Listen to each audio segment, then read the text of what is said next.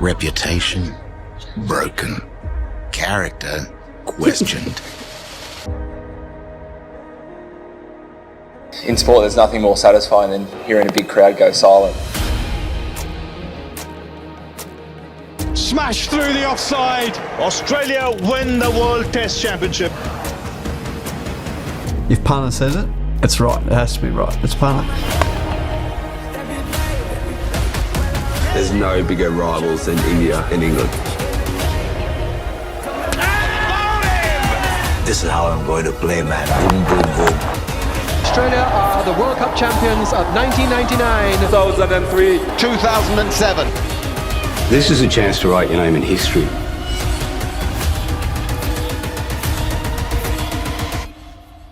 As a great Test cricket team.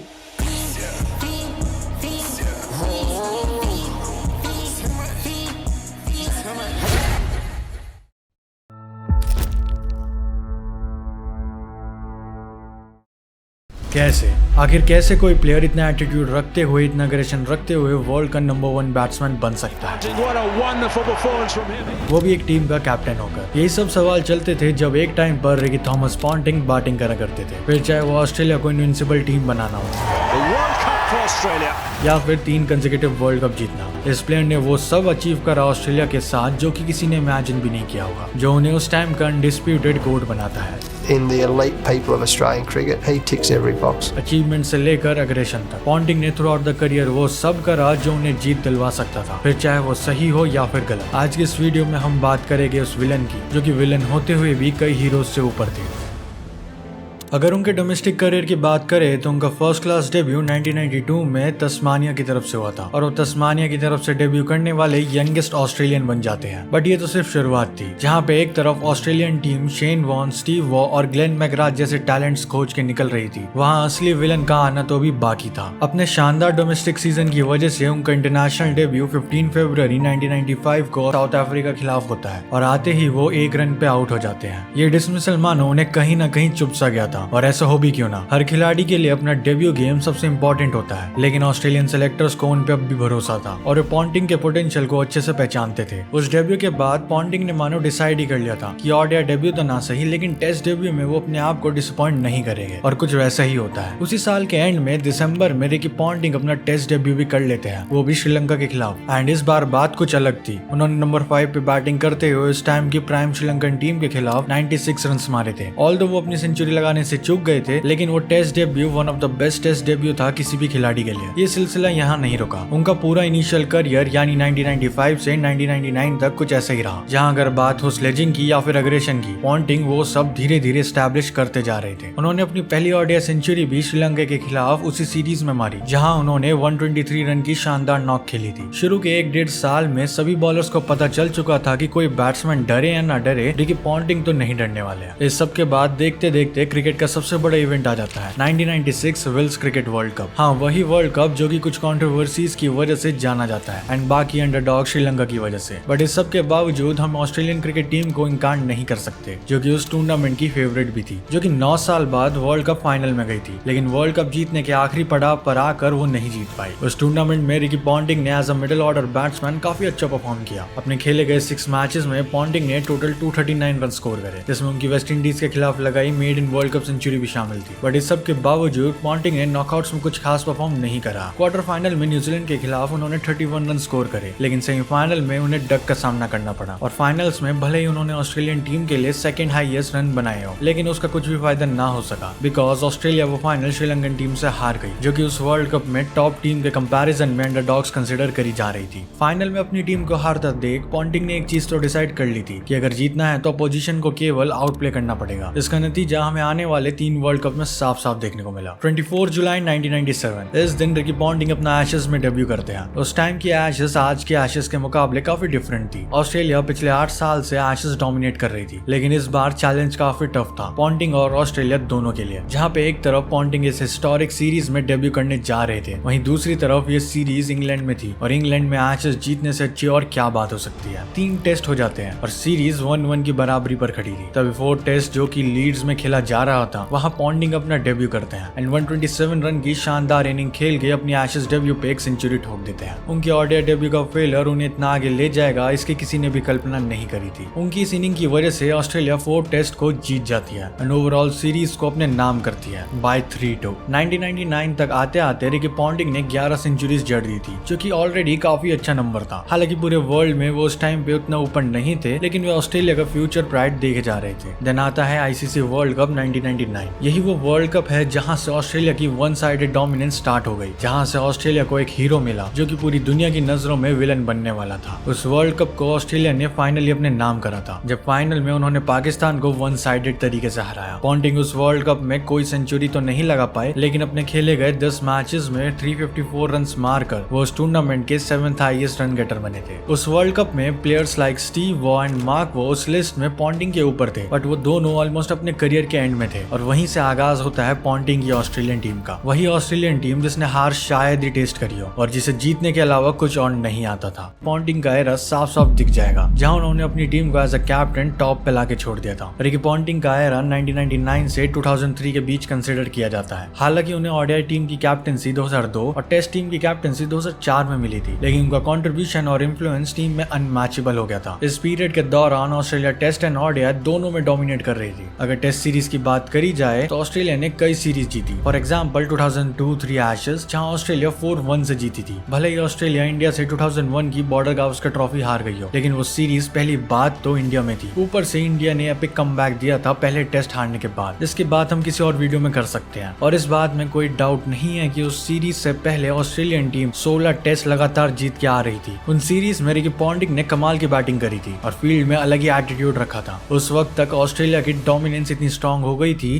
कि 2003 से 2007 की ऑस्ट्रेलियन टीम को अब तक की बेस्ट टीम माना जाता है। बट ये सब तो सिर्फ शुरुआत थी और डोमिनेशन का राइज हमें और देखने को मिला जब रिकी पॉन्टिंग को कैप्टनसी दी गई थी। अर्ली 2000s में ऑस्ट्रेलियन टेस्ट टीम काफी अच्छा परफॉर्म करते हुए नजर आ रही थी, लेकिन ओडीआई टीम का हाल कुछ उतना खास नहीं था। इस सब की वजह से स्टीव वॉ ने 2002 में ओडीआई कैप्टनसी छोड़ दी थी एंड फाइनली रिकी पॉन्टिंग को कैप्टनसी दे दी जाती है। एक तो अग्रेसिवनेस, ऊपर से टीम का बेस्ट बैट्समैन, एंड जब वही प्लेयर टीम का कैप्टन बन जाए तो चीजें काफी हीटअप तो होनी ही थी। पॉन्टिंग को ओडीआई की कैप्टनसी मिलने के बाद मानो ऐसा लग रहा था कि उनका टेस्ट फॉर्म भी एलिवेट हो रहा है। 2002 की साउथ अफ्रीका की टेस्ट सीरीज में उन्होंने अनबीटन 100 मारा, जिसने उन्हें वो सीरीज 2-1 से जितवाने में मदद करी। उन्होंने लेटर 2002 में पाकिस्तान के खिलाफ भी कमाल की बैटिंग करी, जहां उन्होंने केवल 3 टेस्ट मैचेस में 85.50 की एवरेज से 342 रन ठोक दिए और ऑस्ट्रेलिया वो सीरीज 3-0 से जीत गई। पॉन्टिंग ना ही केवल as a captain but also as a player काफी कंट्रीब्यूट कर रहे थे as compare to other people. But अभी मेन चीज आनी बाकी थी और वो थी 2003 का ओडीआई वर्ल्ड कप। 2003 के वर्ल्ड कप को कौन ही भूल सकता है। वो वर्ल्ड कप उस टाइम के हर इंडियन फैन को याद ही होगा। न केवल इंडियन टीम उस वर्ल्ड कप के फाइनल्स तक गई थी, बट उस वर्ल्ड कप में इंडियन टीम की जान सचिन तेंदुलकर ने रिकॉर्ड ब्रेकिंग 673 रन बनाए थे। But at the same time वो वर्ल्ड कप उस टाइम के इंडियन फैंस के लिए एक नाइटमेयर से कम नहीं था। सचिन तेंदुलकर से लेकर सौरव गांगुली तक पूरी इंडियन टीम को ऑस्ट्रेलिया से हार झेलनी पड़ी और इसका रीजन था रिकी पॉन्टिंग। अगर इस वर्ल्ड कप की शुरू से बात करें तो ऑस्ट्रेलिया आउटस्टैंडिंग फॉर्म में लग रही थी। मानो ऐसा लग रहा था कि वो हर मैच बस फॉर्मेलिटी के लिए खेल रही हो और उन्हें पता था कि ये वर्ल्ड कप ऑलरेडी उनका ही है। ना ही केवल ऑस्ट्रेलिया ग्रुप स्टेजेस में अनबीटन रही, लेकिन सुपर 6 में उन्होंने एक भी मैच नहीं हारा। ब्रेट ली से लेकर मैथ्यू हेडन तक, मैग्राथ से लेकर एडम गिलक्रिस्ट तक सभी प्लेयर्स अलग ही फॉर्म में लग रहे थे। बट इस सब की वजह और फिर ऐसा कह लो कि इन सब की ताकत और कोई नहीं उनके कैप्टन रिकी पॉन्टिंग थे, जो कि टीम में एक चैंपियन मेंटालिटी लाते थे, क्योंकि वे खुद 1999 के वर्ल्ड कप विनर थे। फाइनल मैच आते आते किसी को भी नहीं लग रहा था कि टीम हार भी सकती है। फाइनल मैच में ऑस्ट्रेलिया इंडिया के अगेंस्ट थी। पॉन्टिंग उस फाइनल मैच से पहले 285 रन बना चुके थे, जो कि सौरव गांगुली एंड सचिन तेंदुलकर के बाद 3rd हाईएस्ट थे उस वर्ल्ड कप में। लेकिन जहां एक तरफ इंडियन टीम 2 से 3 प्लेयर्स के भरोसे मैच जीत रही थी, वहीं यहाँ एक से एक बढ़कर प्लेयर कंट्रीब्यूट कर रहे थे। फाइनल मैच आता और ऐसा लग रहा था कि रिकी पॉन्टिंग उसी मैच का इंतजार कर रहे थे। पहले बैटिंग करते हुए ऑस्ट्रेलियन टीम 105 पे अपना पहला विकेट खो देती है and Ricky Ponting 14th over में क्रीज पर आ जाते हैं और बस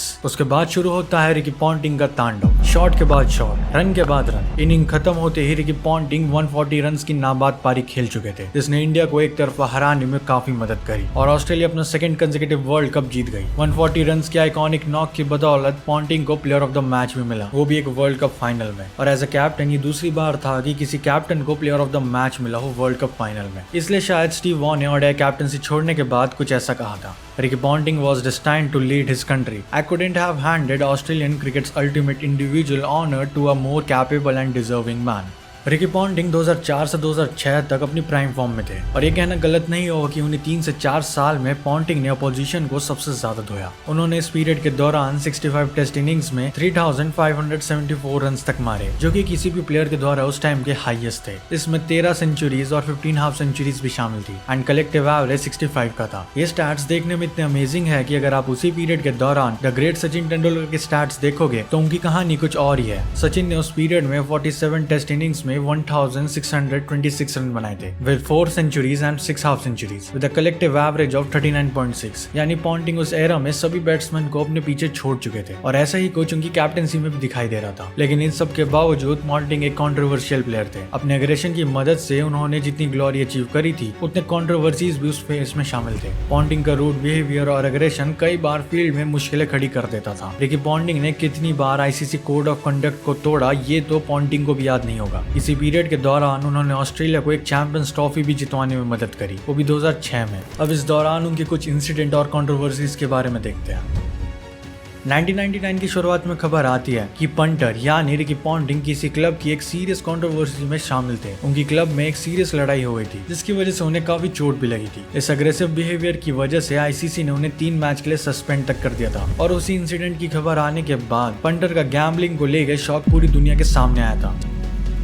जहां एक तरफ ऑस्ट्रेलिया ने 2003 में वर्ल्ड कप की काफी खूबसूरत जीत सेलिब्रेट करी थी, वहीं 2005 में उन्हें उतनी ही बड़ी एक हार का सामना करना पड़ा था। एशेज 2005 को तो हम सभी जानते हैं, जहां दोनों ही टीम्स ने जी जान लगा दी थी उस सीरीज को जीतने में। ऑस्ट्रेलिया ने रिकी पॉन्टिंग के कंटिन्यूस एफर्ट के होने के बावजूद 1-0 की लीड खोकर ऑस्ट्रेलिया वो सीरीज 2-1 से हार गई और पूरा इंग्लैंड उस जीत से झूम उठा, क्योंकि इंग्लैंड पूरे 18 साल बाद कोई एशेज जीता था और ये सब हुआ था रिकी पॉन्टिंग की कैप्टेंसी के अंडर। वो हार इतनी कड़वी थी कि पॉन्टिंग ने अपना टेम्पर इतनी बुरी तरह से लूज कर दिया कि वो मोमेंट आज भी एक कंट्रोवर्सी होल्ड करता है। ये बात है 4 टेस्ट मैच की, जहां सीरीज 1-1 की लेवल पर थी। तभी पॉन्टिंग जो कि 48 के स्कोर पर बैटिंग कर रहे थे, वो इंग्लैंड के सब्स्टिट्यूट फील्डर गैरी पैट से रन आउट हो जाते हैं। वो रन आउट तो अपने आप में कंट्रोवर्शियल तो था ही, लेकिन पॉन्टिंग का विकेट भी काफी इंपॉर्टेंट था, तो इसी सब में अंपायर उन्हें आउट दे देते हैं और पवेलियन लौटते वक्त वो इंग्लैंड के कोच डंकन फ्लेचर को बहुत उल्टा सीधा बोल देते हैं, जिसकी वजह से उन्हें 75% की मैच फीस का फाइन भी लगता है। एक कैप्टन से ऐसा बिहेवियर किसी और टीम के कोच के प्रति किसी ने भी एक्सपेक्ट नहीं किया था।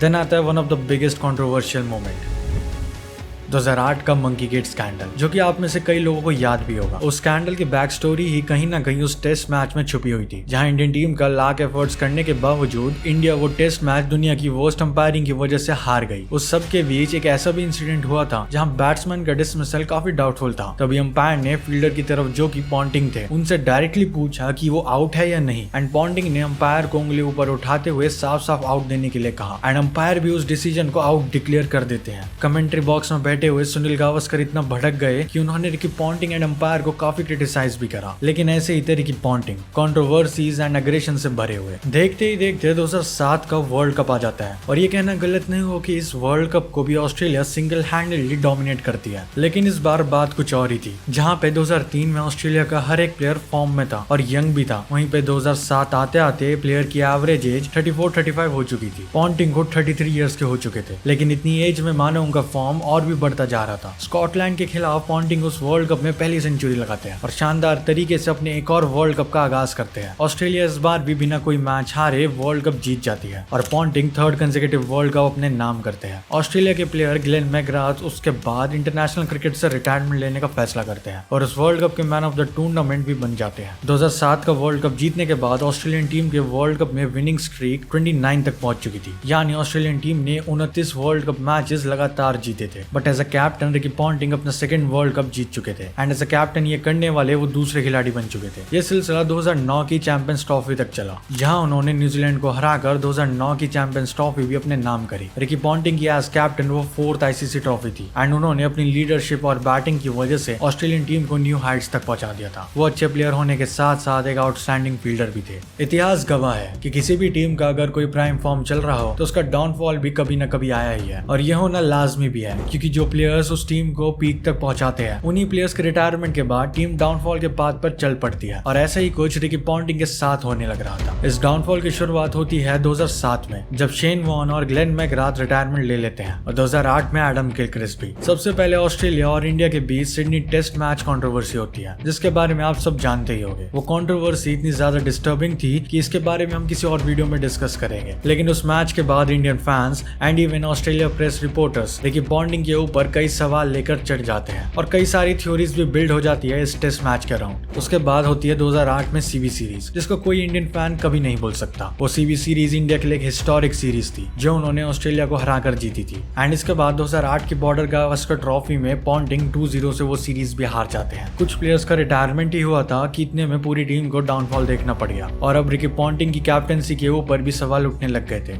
नॉट जस्ट कि ऑस्ट्रेलियन टीम वो रिजल्ट प्रोड्यूस करके नहीं दे पा रही थी, लेकिन उस टाइम पर रिकी पॉन्टिंग भी बैटिंग में कहीं ना कहीं फॉर्म खो चुके थे। 2008 से 2010 तक पॉन्टिंग ने केवल 32 टेस्ट इनिंग्स खेली, जिसमें उन्होंने 45 की एवरेज से 2218 रन बनाए। ये स्टैट्स अगर आप बाकी बैट्समैन से कंपेयर करोगे तो आपको साफ साफ दिखेगा कि पॉन्टिंग का वो एरा खत्म हो चुका था, जो कि पहले चल रहा था, जहाँ पे 2003 से 2007 तक ऑस्ट्रेलियन टीम तीनों बॉर्डर गावस्कर ट्रॉफी जीत चुकी थी। वहीं 2008 से 2010 तक ऑस्ट्रेलिया दोनों बॉर्डर गावस्कर ट्रॉफी हार चुकी थी। पिछले दोनों वर्ल्ड कप्स की तरह 2011 में भी पॉन्टिंग अपनी कैप्टनसी रिटेन करते हैं। ये डिसीजन मैनेजमेंट के द्वारा एक ट्रस्ट के रूप में लिया गया था ऑस्ट्रेलियन टीम के डाउनफॉल के बावजूद। अब ये डिसीजन ऑस्ट्रेलियन मैनेजमेंट के लिए कैसा साबित हुआ ये तो नहीं पता होगा, लेकिन हम सबको ये याद है कि इंडिया ने ऑस्ट्रेलिया को क्वार्टर फाइनल्स में हरा दिया था, और ऑस्ट्रेलिया जो कि लगातार 3 वर्ल्ड कप्स में डोमिनेट कर रही थी, उनकी 34 मैचेस की अनबीटन स्ट्रीक ब्रेक हो गई थी। रिकी पॉन्टिंग ने उस मैच में शानदार 104 रन बनाए थे, जो उनकी 5th वर्ल्ड कप सेंचुरी भी थी। हालांकि उन्होंने एक कैप्टन नॉक खेली थी, लेकिन वो ऑस्ट्रेलिया के वर्ल्ड कप एग्जिट को नहीं रोक पाए। इस हार के बाद रिकी पॉन्टिंग ने टेस्ट एंड ओडीआई की कैप्टनसी से रिजाइन कर दिया। रिकी पॉन्टिंग की कैप्टनसी के वो 9 साल कोई भी ऑस्ट्रेलियन फैन नहीं भूलना चाहेगा। उन्होंने एज अ कैप्टन इतना अचीव करा कि वो अब तक के बेस्ट कैप्टन में माने जाते हैं। ना ही केवल कैप्टनसी से, लेकिन अपनी बैटिंग से भी उन्होंने अपनी टीम को अलग लेवल पे जाके खड़ा कर दिया था, एंड अपनी प्राइम में ऑलमोस्ट सारे रिकॉर्ड ब्रेक करके रख दिए थे। 2012 में उन्होंने साउथ अफ्रीका के खिलाफ अपना आखिरी टेस्ट मैच खेला और अपने इस लेजेंडरी करियर को एंड करने का डिसाइड किया। इन 10 से 12 सालों में रिकी पॉन्टिंग ने जो लेगेसी डिफाइन करी थी वो नेक्स्ट लेवल थी। 2 वर्ल्ड कप्स और 2 चैंपियंस ट्रॉफी, और भी पता नहीं क्या क्या अचीव करा था रिकी पॉन्टिंग ने। न केवल पॉन्टिंग ने अपने एरा में डोमिनेट करा, लेकिन आने वाले एरा के लिए भी प्लेयर्स को तैयार किया, like Shane Watson, Mitchell Johnson and Michael Clarke. और जिसका रिजल्ट हम आज भी देख सकते हैं कि 2011 के वर्ल्ड कप की डिफीट के बाद कैसे 2015 का वर्ल्ड कप ऑस्ट्रेलिया जीत गई विदाउट द लेजेंड्स। और उस वर्ल्ड कप विन में वही प्लेयर शामिल थे जो कि पॉन्टिंग के एरा में नर्चर हुए थे। वेल, ये थी रिकी पॉन्टिंग की कहानी।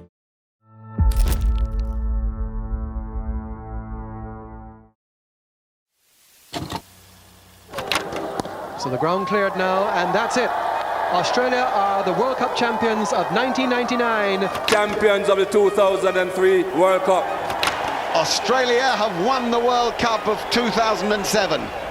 ऑस्ट्रेलिया एक ऐसी टीम जिसने लगातार 3 वर्ल्ड कप्स को डोमिनेट करके जीता है। उस टाइम पे उस टीम को रोकना इम्पॉसिबल बन चुका था, बट उन सभी वर्ल्ड कप फाइनल्स में एक चीज कॉमन थी, और वो थी ऑसी लेजेंड एडम गिलक्रिस्ट की बैटिंग। एडम गिलक्रिस्ट ने तीनों ही वर्ल्ड कप फाइनल्स में काफी अच्छा परफॉर्म करके ऑस्ट्रेलिया को तीनों ही वर्ल्ड कप में जीत दिलवाने में एक इंपॉर्टेंट रोल प्ले किया था। एंड इवन एडम गिलक्रिस्ट एक टैलेंटेड विकेट कीपर होने के साथ साथ ऑस्ट्रेलिया के लिए एक डिस्ट्रक्टिव बैट्समैन भी रहे, जिन्होंने कई सारे रिकॉर्ड्स तक बनाए हैं। बट उनके डेब्यू टाइम पे ये माना जाता था कि एक विकेट कीपर कभी अच्छा बैट्समैन नहीं हो सकता, लेकिन इस चीज को जिस प्लेयर ने चेंज करा था वो थे खुद एडम गिलक्रिस्ट, जिन्होंने पूरी दुनिया को विकेट कीपर की एक न्यू डेफिनेशन बता दी। एक ऐसा प्लेयर जिसे लिया तो गया था टीम में उसकी विकेट कीपिंग की स्किल की वजह से, लेकिन कुछ ही सालों में वो टीम के one of the best batsman बन गए, एंड फैक्चुअली स्पीकिंग वर्ल्ड के भी one of the best batsman.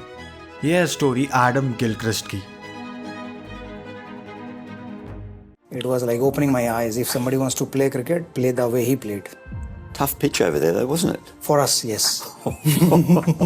Adam Gilchrist का इंटरनेशनल डेब्यू 25 अक्टूबर 1996 में साउथ अफ्रीका के खिलाफ हुआ था। Adam Gilchrist is the new wicket-keeper. उस वक्त तक विकेट कीपर्स को लेकर बस यही पर्सपेक्टिव था कि एक विकेट कीपर एक अच्छा बैट्समैन नहीं हो सकता, पर उस टाइम पे इस चीज को मानने वाले लोग ये नहीं जानते थे कि इस पूरे पर्सपेक्टिव को ना ही केवल एडम गिलक्रिस्ट आने वाले कुछ सालों में चेंज करने वाले थे, लेकिन वर्ल्ड के टॉप बैट्समैन में से भी एक बनने वाले थे। इस बात का अंदाजा आप इसी बात से लगा सकते हो कि एडम गिलक्रिस्ट को टीम में चांस भी उनके मेन विकेट कीपर के इंजर्ड होने की वजह से एक रिप्लेसमेंट के तौर पर लाया गया था, यानी कि गिलक्रिस्ट विकेट कीपिंग की कमी को पूरी करने के लिए टीम में आए थे, ना कि बैटिंग को। और इसलिए डेब्यू करने के बाद भी गिलक्रिस्ट को टीम में फ्रीक्वेंटली बाहर रखा गया, क्योंकि उस वक्त तक बस विकेट कीपर को विकेट कीपर की तरह देखा जाता था और उस टाइम पे Ian Healy was better option for Australia. But कुछ समय बाद यानी 1997-1998 सीजन में ऑस्ट्रेलिया सिलेक्शन कमेटी ने गिलक्रिस्ट को ओडीआई में as a permanent wicket keeper select कर लिया। बट अभी भी गिलक्रिस्ट को एज अ विकेट कीपर ही देखा जा रहा था एंड ऑब्वियसली उनसे बैटिंग में उतनी कोई एक्सपेक्टेशन तो थी ही नहीं,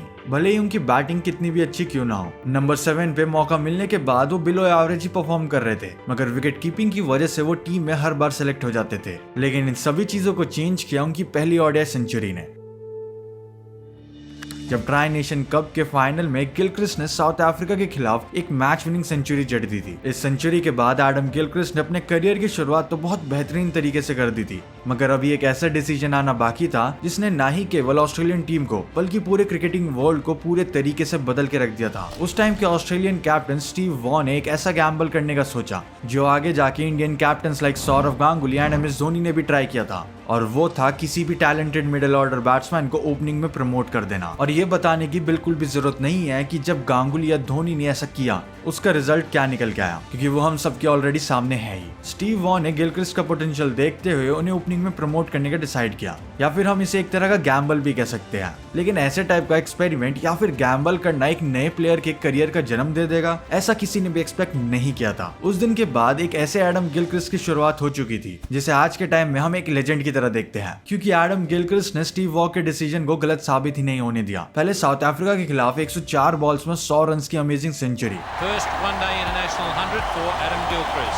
1998 के न्यूजीलैंड टूर में top run scorer. Adam Gilchrist का करियर अब डिस्ट्रक्टिव मोड में शुरू हो चुका था, और इसके साथ अगर उनकी विकेट कीपिंग की बात करें तो वो तो बेहतरीन थी। स्टंपिंग से लेकर उनके ऑन ग्राउंड रिफ्लेक्सेस तक सब कुछ इंप्रूव होता हुआ दिख रहा था। और ना ही केवल गिलक्रिस्ट इंटरनेशनल लेवल की विकेट कीपिंग कर रहे थे, बल्कि अब उनके बैट से भी ओवर द टॉप परफॉर्मेंसेस आ रही थी। उनकी इसी गेम चेंजिंग एबिलिटी को देखकर वो ऑलरेडी इस पॉइंट तक ऑस्ट्रेलिया के permanent white ball wicket keeper बन चुके थे। This means a lot to him and to the Australian team. इस सब के बीच 1999 का वर्ल्ड कप आ जाता है, और हम सबको पता ही है कि इस वर्ल्ड कप में ना ही केवल ऑस्ट्रेलिया का वर्ल्ड क्लास डोमिनेटिंग पीरियड शुरू हो जाता है, बल्कि एडम गिलक्रिस्ट भी अपने करियर की पीक अटेन करना स्टार्ट कर देते हैं। मई 1999 में खेले गए इस वर्ल्ड कप को ऑस्ट्रेलिया जीत जाती है और 12 साल बाद वर्ल्ड कप ट्रॉफी अपने नाम करती है। Australia are the World Cup champions of 1999.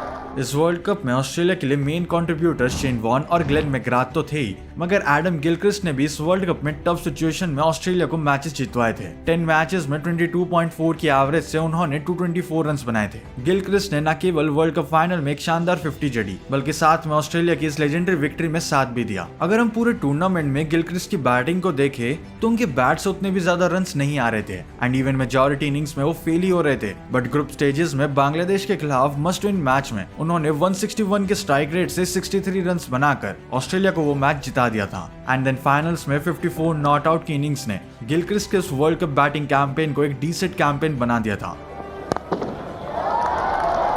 Magnificent shot once more. Gilchrist in top form here.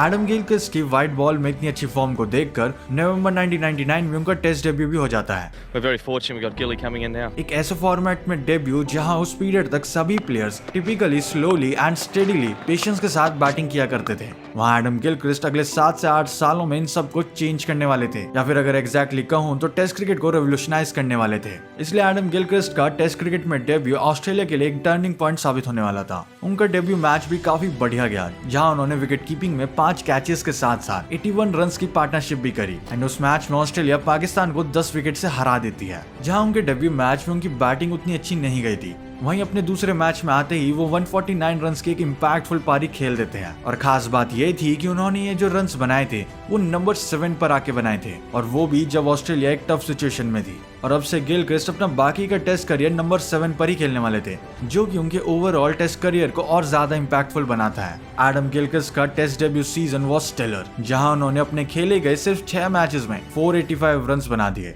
With an average of 69.28। ऐसे अमेजिंग नंबर एक डेब्यूटेंट के, वो भी टेस्ट क्रिकेट में। This was something different. अगले साल यानी 2000 में एडम गिलक्रिस्ट को शेन वॉर्न के एब्सेंस में टीम का वाइस कैप्टन बना दिया जाता है, क्योंकि शेन वॉर्न उस टाइम पर काफी ज्यादा कंट्रोवर्सी से घिर चुके थे, इसलिए ऑस्ट्रेलियन टीम को ये रफ डिसीजन लेना पड़ा था। टीम में वाइस कैप्टनसी की नई पोजीशन मिलने के साथ ही गिलक्रिस्ट 2001 की एशेज में एंट्री करते हैं, जहां पर सबकी hopes and expectation Australian team से काफी हाई थी। और ऐसा हो भी क्यों ना, अगर आप किसी भी ऑस्ट्रेलियन प्लेयर से जाकर पूछोगे कौन से ट्रॉफी को वो सबसे ज्यादा जीतना चाहते हैं, तो उनका अनडाउटेडली आंसर एशेज ही होगा। 119 साल की आइकॉनिक राइवलरी न केवल दो टीम्स के बीच होती है, बट लिटरली दो नेशंस के बीच होती है, जहां इज्जत और प्राइड दोनों स्टेक पर लगे होते हैं। एंड ये क्रिकेट की सबसे पुरानी राइवलरी में से एक है। और इसी प्रेशर वाली सिचुएशन में एडम गिलक्रिस्ट ने ऐसे बैटिंग करी कि उस सीरीज को उन्होंने आराम से अपने और ऑस्ट्रेलियन टीम के नाम कर लिया। इस सब की शुरुआत हुई जब पहले ही टेस्ट में गिलक्रिस्ट ने 143 बॉल्स में 106 के स्ट्राइक रेट से एशेज डेब्यू पे 151 रन बना देना।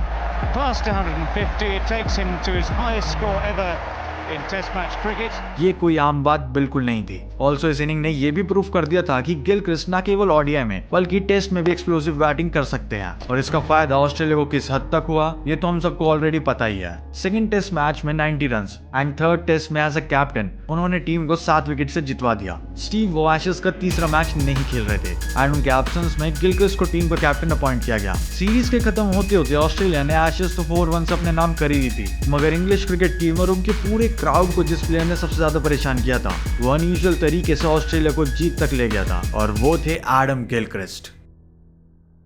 2001 की एशेज की सक्सेस के बाद गिलक्रिस्ट का फॉर्म 2002 में भी कमाल का रहा था। 2002 में खेले गए 42 इनिंग्स में उन्होंने अमेजिंग 1628 रन मारे थे with an average of 44। And यहाँ पर मैं हाईलाइट करना चाहूंगा कि ये नंबर्स किसी बड़ी टीम के फ्रंटलाइन बैट्समैन के नहीं है, बल्कि एक विकेट कीपर बैट्समैन के हैं, जिसकी टीम ऑलरेडी काफी सारे लेजेंड से भरी हुई थी। इस 2002 की सक्सेस में सबसे बड़ा पार्ट 2002-03 की एशेज का था, जो ऑस्ट्रेलिया ने एज यूजुअल डोमिनेट की थी। सेम एज लास्ट एशेज, इस सीरीज में भी गिलक्रिस्ट ने इंग्लिश बॉलर्स को अच्छा खासा डोमिनेट किया था, और गिलक्रिस्ट तो खेलते भी उस तरीके से थे जैसे कोई ओडीआई मैच चल रहा हो। 55 की एवरेज से 333 रन, और वो भी अपने दूसरे एशेज सीरीज में। एडम गिलक्रिस्ट टेस्ट क्रिकेट के सबसे बड़े लेवल पर यानी एशेज में अपने आप को प्रूव कर चुके थे। टेस्ट क्रिकेट में शुरुआती सालों में सक्सेस मिलने को लेकर एडम गिलक्रिस्ट बाद में बताते हैं कि उन पे 1999 से 2002 तक टेस्ट क्रिकेट में खोने के लिए कुछ नहीं था, जिस वजह से उन्हें हर एक मैच में फ्रीडम मिलती थी, और इस फ्रीडम का फायदा गिलक्रिस्ट ने कैसे उठाया ये तो पूरी दुनिया ऑलरेडी देख ही चुकी है। 2002 की चैंपियंस ट्रॉफी में ऑस्ट्रेलिया सेमीफाइनल में श्रीलंका से हारकर बाहर हो गई थी, एंड अनफॉर्चुनेटली इसी टूर्नामेंट में एडम गिलक्रिस्ट ने रन स्कोर नहीं किए थे, और रिजल्ट ऑस्ट्रेलिया सेमीफाइनल से बाहर। मगर इसके बाद 2003 के वर्ल्ड कप में एडम गिलक्रिस्ट ने 40.80 की एवरेज से मैसिव 408 रन बनाकर वो उस टूर्नामेंट के one of the highest leading run scorer तो बने ही, लेकिन साथ में उन्होंने ऑस्ट्रेलियन टीम को लगातार दूसरा वर्ल्ड कप जितवाने में मदद की थी। वो वर्ल्ड कप कैप्टन ऑस्ट्रेलिया का one of the best campaign में से एक माना जाता है, और उसका सबसे बड़ा रीजन उनका प्राइम फॉर्म ही था, जिसको लीड उनके कैप्टन रिकी पॉन्टिंग कर रहे थे, और उनके बाद खुद एडम गिलक्रिस्ट ही थे। ऑल्दो उन्होंने उस वर्ल्ड कप में कोई सेंचुरी नहीं मारी, लेकिन उनका रोल उससे कई ज्यादा बढ़कर एक एक्सप्लोसिव बैट्समैन की तरह हो गया था, और वो भी उस जमाने में जब टीम अभी भी कन्वेंशनल तरीके से ओडीआई क्रिकेट को खेल रही थी। तो गिलक्रिस्ट का 2003 के वर्ल्ड कप में अच्छा परफॉर्म करना तो काफी लाजमी था, जहां उस दिन रिकी पॉन्टिंग के 140 रन ने अकेले ही मैच जितवाकर उस वर्ल्ड कप को ऑस्ट्रेलिया के नाम कर दिया था। मगर साथ में गिलक्रिस्ट ने एक सॉलिड 50 भी जड़ी थी, जो कि उनकी second consecutive world cup final 50 भी थी। इस पॉइंट तक आते आते एडम गिलक्रिस्ट पूरे दुनिया भर में मशहूर हो चुके थे, लेकिन अपनी विकेट कीपिंग की वजह से नहीं, बल्कि अपनी फेयरलेस एंड अग्रेसिव बैटिंग की वजह से। ऐसा 110 साल की क्रिकेट हिस्ट्री में पहली बार हो रहा था कि एक विकेट कीपर से बाकी सभी टीम्स उसकी बैटिंग की वजह से डर रही हो, और ऐसा खौफ एडम गिलक्रिस्ट ने सभी टीम्स के अंदर बनाया हुआ था, और ऊपर से खुद ऑस्ट्रेलियन टीम भी मैच के बाद मैच डोमिनेट कर रही थी, और ये साफ हो चुका था कि इस टीम को रोकना काफी मुश्किल है। एंड देन इस सब के बाद ऑस्ट्रेलियन क्रिकेट के लिए एक और इम्पोर्टेंट टूर्नामेंट आ जाता है, और वो थी 2006 की चैंपियंस ट्रॉफी। इस चैंपियंस ट्रॉफी को इंडिया होस्ट कर रहा था, और ऑस्ट्रेलिया पिछली कुछ चैंपियंस ट्रॉफी में खास परफॉर्म नहीं कर पा रही थी, मगर इस चैंपियंस ट्रॉफी में कुछ डिफरेंट होने वाला था। ऑस्ट्रेलिया ने न केवल शानदार तरीके से उस टूर्नामेंट को जीता, बल्कि एडम गिलक्रिस्ट भी ऑस्ट्रेलिया के लिए सेकंड टॉप स्कोरर बने थे। एंड देन आती है 2006 की Ashes, which was not so different। इस वाली एशेज में उन्होंने पिछले गए खराब टेस्ट फेज को भुलाकर काफी अच्छा परफॉर्म किया, और उनके टेस्ट करियर का पीक मोमेंट तब आया जब उसी सीरीज के थर्ड टेस्ट मैच में गिलक्रिस्ट ने 57 बॉल्स में टेस्ट 100 मार दी।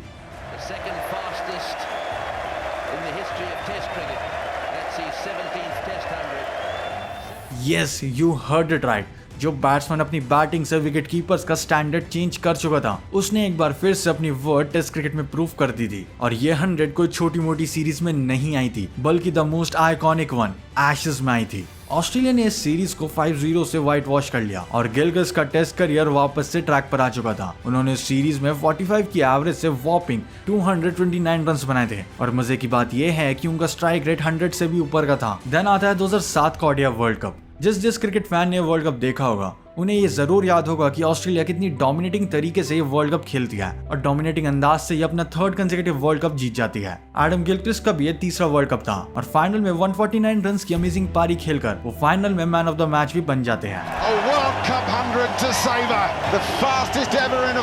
वर्ल्ड कप हर एक क्रिकेट फैन और प्लेयर के लिए एक प्रेस्टिजियस टूर्नामेंट होता है और इसी वर्ल्ड कप के फाइनल में मैन ऑफ द मैच बन जाना अपने आप में एक बहुत बड़ी चीज है, जो कि गिलक्रिस्ट ने पूरा करके दिखाया था। गिलक्रिस्ट की इस आइकॉनिक इनिंग ने highest individual score in a world cup final का रिकॉर्ड भी तोड़ दिया था, जो कि इससे पहले हुए 2003 के वर्ल्ड कप में उनके टीममेट रिकी पॉन्टिंग ने बनाया था। Not just in the final बल्कि पूरे टूर्नामेंट में वो बेहतरीन फॉर्म में थे और फाइनल में इस तरह से बैटिंग करके उन्होंने अपनी लेगेसी को और स्ट्रॉन्ग कर दिया था। अब अगर हम उनके रिकॉर्ड्स और अचीवमेंट्स की बात करें तो गिलक्रिस्ट के लिए सबसे बड़ी अचीवमेंट यही होगी कि उनके खेले गए तीनों वर्ल्ड कप्स को ऑस्ट्रेलिया ने काफी अच्छे से जीता था और तीनों वर्ल्ड कप फाइनल्स में उन्होंने 50 से ज्यादा का स्कोर बनाया था, जो कि किसी और प्लेयर ने आज तक नहीं किया है। ओडीआई फॉर्मेट के साथ साथ उन्होंने टेस्ट फॉर्मेट में भी काफी अच्छे रिकॉर्ड अपने नाम किया है। Fastest test century by an Australian and जब वे रिटायर हुए तब सबसे ज्यादा छक्के भी टेस्ट क्रिकेट में उन्हीं के नाम थे। 100+ टेस्ट सिक्सेस मारने वाले गिलक्रिस्ट ने कई विकेट कीपिंग रिकॉर्ड्स भी अपने नाम किए हैं, जैसे कि second most dismissal in test cricket as a wicket keeper with 416, 37 catches जो कि टेस्ट क्रिकेट में सेकंड हाईएस्ट है, and 27 dismissal in a series and साथ में most catches in a series which were 26। And इसके साथ उन्होंने कुछ अवार्ड भी अपने नाम किया, जैसे कि Australia ODI cricketer of the year जो कि उन्होंने 2003 और फिर 2004 में भी जीता था, Wisden cricketer of the year 2002, Allan Border medal in 2003। I would like to say is thank you. 2008 किसी भी सीरीज हारने के बाद उन्होंने सभी फॉर्मेट से रिटायरमेंट लेने का डिसाइड किया। Hi, I'm Adam Gilchrist. I'm 36 years old, a left-hand batsman and a wicketkeeper. What an ovation when he came out. It's a tribute to a champion player. और अपना करियर 15,491 रन्स और 91.64 की immense strike rate के साथ and कर दिया। Thanks to my family and friends and to the many fans all around the world and around Australia in particular. Thank you for. He will always be one of those ambassadors of the sport who actually glorified how this game is a gentleman's game. हालांकि वो 2007-8 वाला India का tour काफी controversial तो था ही, मगर तब तक गिलक्रिस्ट को जो क्रिकेट में अचीव करना था वो गिलक्रिस्ट ऑलरेडी अचीव कर चुके थे। टेस्ट क्रिकेट में उनका स्ट्राइक रेट वीरेंद्र सहवाग के बाद सेकंड हाईएस्ट था। उनके टेस्ट क्रिकेट के स्टैट्स को देख के हम इतना बता सकते हैं कि उनके कंट्रीब्यूशन के बिना ऑस्ट्रेलिया वो डोमिनेटिंग टीम नहीं बन पाती जो वो बन पाई थी। Gilchrist was impossible to bowl. And he became one of the finest cricketers of our generation. And it's a fact कि गिलक्रिस्ट के रिटायरमेंट वाले पीरियड को ही उस डोमिनेटिंग ऑस्ट्रेलिया का सनसेट भी कहा जाता है। एट द एंड हम सबको पता है कि एडम गिलक्रिस्ट एक अच्छे बैट्समैन होने के साथ साथ एक आउटस्टैंडिंग विकेट कीपर भी थे, जिसने एज अ विकेट कीपर वो सब करके दिखाया जो सदियों में फ्रंट लाइन बैट्समैन ही करते थे।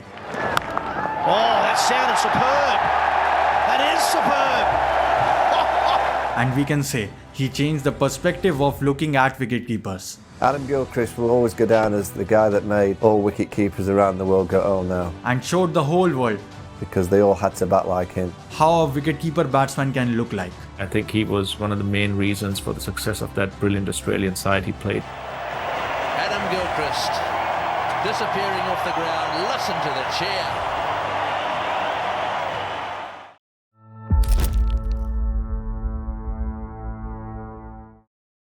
If cricket is an art, then Don Bradman is the artist. Don Brad. ये कहा जाता था जब सर डोनाल्ड ब्रैडमैन क्रिकेट की फील्ड को डोमिनेट किया करते थे। जितने रिकॉर्ड्स आज की डेट में टेस्ट क्रिकेट में एग्जिस्ट करते हैं वो सब कहीं ना कहीं अलग अलग बैट्समैन के नाम होते हैं, मगर एक ऐसा भी टाइम था जब majority of the test cricket के रिकॉर्ड्स केवल एक ही बैट्समैन के नाम होते थे और वो थे सर डोनाल्ड ब्रैडमैन। ये नाम क्रिकेट के इतिहास में एक ऐसी जगह रखता है जहाँ सिर्फ स्टैट्स की नहीं बल्कि डोमिनेशन और एक्सीलेंस की भी बात होती है। सिर्फ 52 टेस्ट मैचेस खेलकर 99.94 का बैटिंग एवरेज रखना ये एक ऐसा रिकॉर्ड है जो कभी पहले नहीं देखा गया और ना ही शायद फ्यूचर में कभी देखा जाएगा। 20th सेंचुरी के शुरुआती दौरों में जब बॉलर्स के पास ज्यादा एडवांटेज होता था, पिचेस काफी अनप्रेडिक्टेबल होती थी और प्रोटेक्टिव गियर्स भी आज जैसे नहीं थे। उस टाइम पर डॉन ब्रैडमैन 99 की एवरेज से रन बनाया करते थे। उनका बैटिंग स्टाइल सिर्फ टेक्निक पे नहीं बल्कि माइंडसेट पे भी था। आज के इस वीडियो में हम ना सिर्फ उनके रिकॉर्ड्स के बारे में देखेंगे बल्कि उनकी गेम स्टाइल को भी समझने की कोशिश करेंगे कि कैसे एक इंसान ने 100 साल पहले वो स्टैंडर्ड सेट कर दिया था जो आज के कोई भी बैट्समैन नहीं मीट कर पाते। एंड लास्टली आखिर कैसे इवन आफ्टर 100 इयर्स ब्रैडमैन का नाम क्रिकेट हिस्ट्री में अमर हो गया।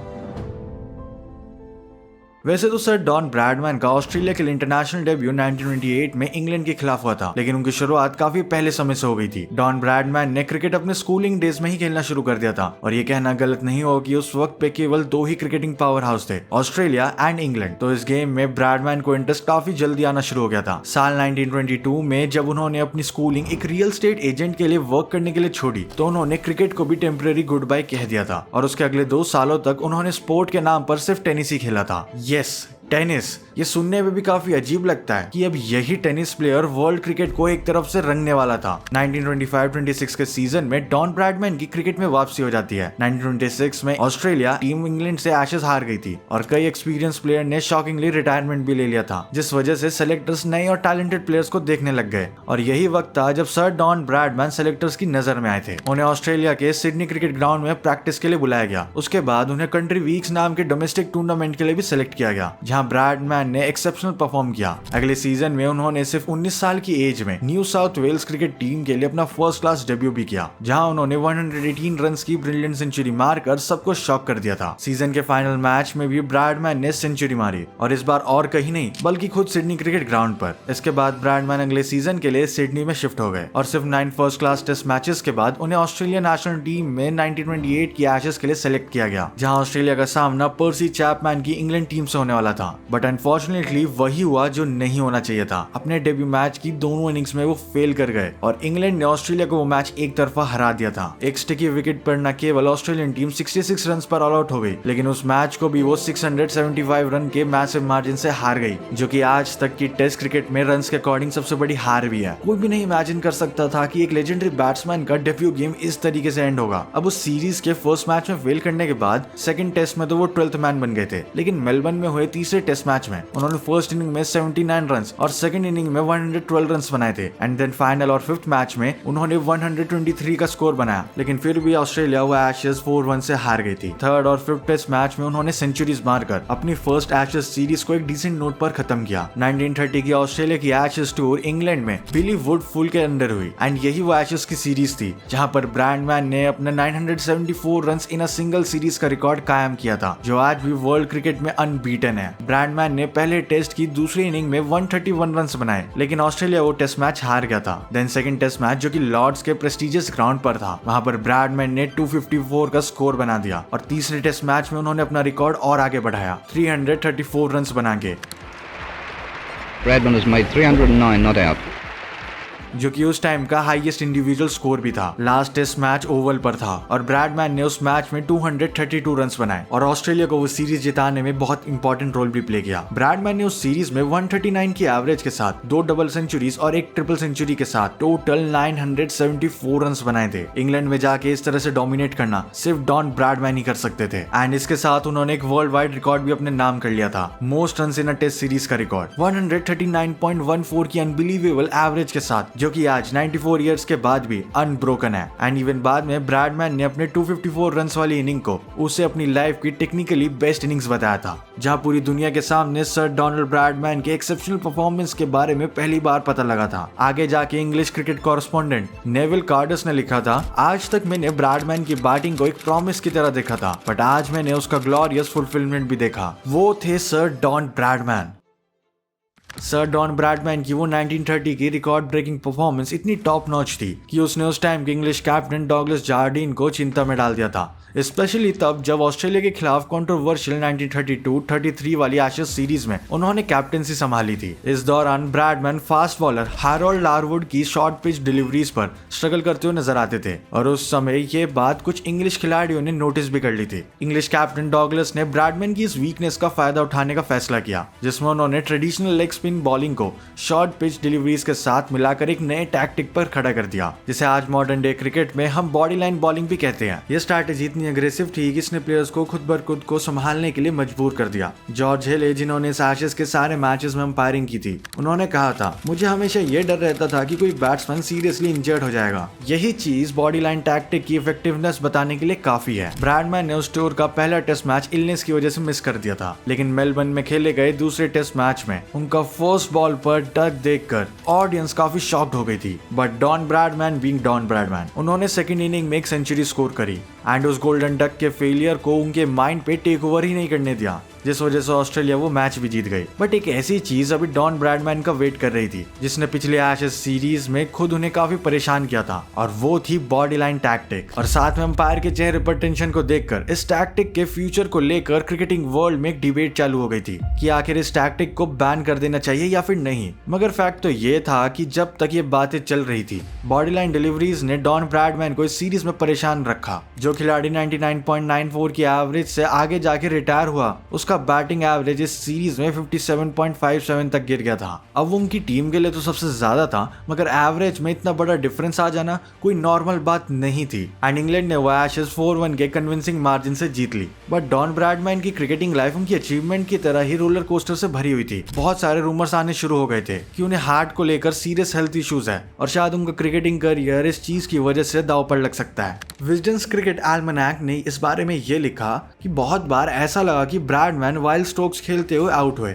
एक वक्त तो ऐसा भी था जब वो बैटिंग करते वक्त अपने ऊपर कंट्रोल खो चुके हैं और डिफेंसिव स्ट्रोक से ध्यान हटा चुके हैं। But despite all this chaos, 1934 का साल डॉन ब्रैडमैन के लिए खास साल बन के रह गया था। ये वो वक्त था जब न केवल न्यूज मीडिया बल्कि ऑस्ट्रेलियन क्रिकेट बोर्ड भी ब्रैडमैन की फॉर्म को लेकर सवाल उठा रहे थे, और उनके क्रिकेटिंग फ्यूचर पे काफी चर्चा होने लग रही थी। उन्हें नेक्स्ट एशेज के लिए ऑस्ट्रेलिया का वाइस कैप्टन बना दिया गया। 3 टेस्ट मैचेस के बाद सीरीज 1-1 पर लेवल अप हो गई थी। चौथे टेस्ट में तो इंग्लैंड के प्लेयर्स सिर्फ 200 रन पर ऑल आउट हो गए, एंड जब ऑस्ट्रेलिया बैटिंग करने आई वो 1 पॉइंट पर 39 for 3 थी। सबको ऐसा लग रहा था कि ऑस्ट्रेलिया ये मैच पोटेंशियली हार सकती है, लेकिन उस टाइम पर बैटिंग करने आते हैं ब्रैडमैन। बट तभी ब्रैडमैन ने एशेज सीरीज में वो कर दिखाया जिसके लिए वो हमेशा से जाने गए हैं, और ब्रैडमैन ने एक जबरदस्त 304 रन का नॉक बनाया और वो मैच ड्रॉ हो गया। ये उनके करियर की सेकंड ट्रिपल सेंचुरी थी, और ये इनिंग उनके करियर की द बेस्ट इनिंग बन गई। ब्रैडमैन ने इस इनिंग के बाद सबको बता दिया था, it still has some career left. Then आता है 5th टेस्ट मैच। उस टेस्ट मैच की पहली इनिंग में ब्रैडमैन ने और भी अमेजिंग इनिंग खेली और 271 बॉल्स में 244 रन्स बनाकर बिल पॉन्सफोर्ड के साथ मिलकर 451 रन्स की बड़ी पार्टनरशिप बना दी। Innings closes at 244. Great day's batting gives Australia 475 for 2. उनके साथ बिल ने भी 266 रन्स बनाए थे, एंड ऑस्ट्रेलिया ने वो एशेज जो कि एक टाइम पर इंग्लैंड कन्विंसिंगली जीत रही थी,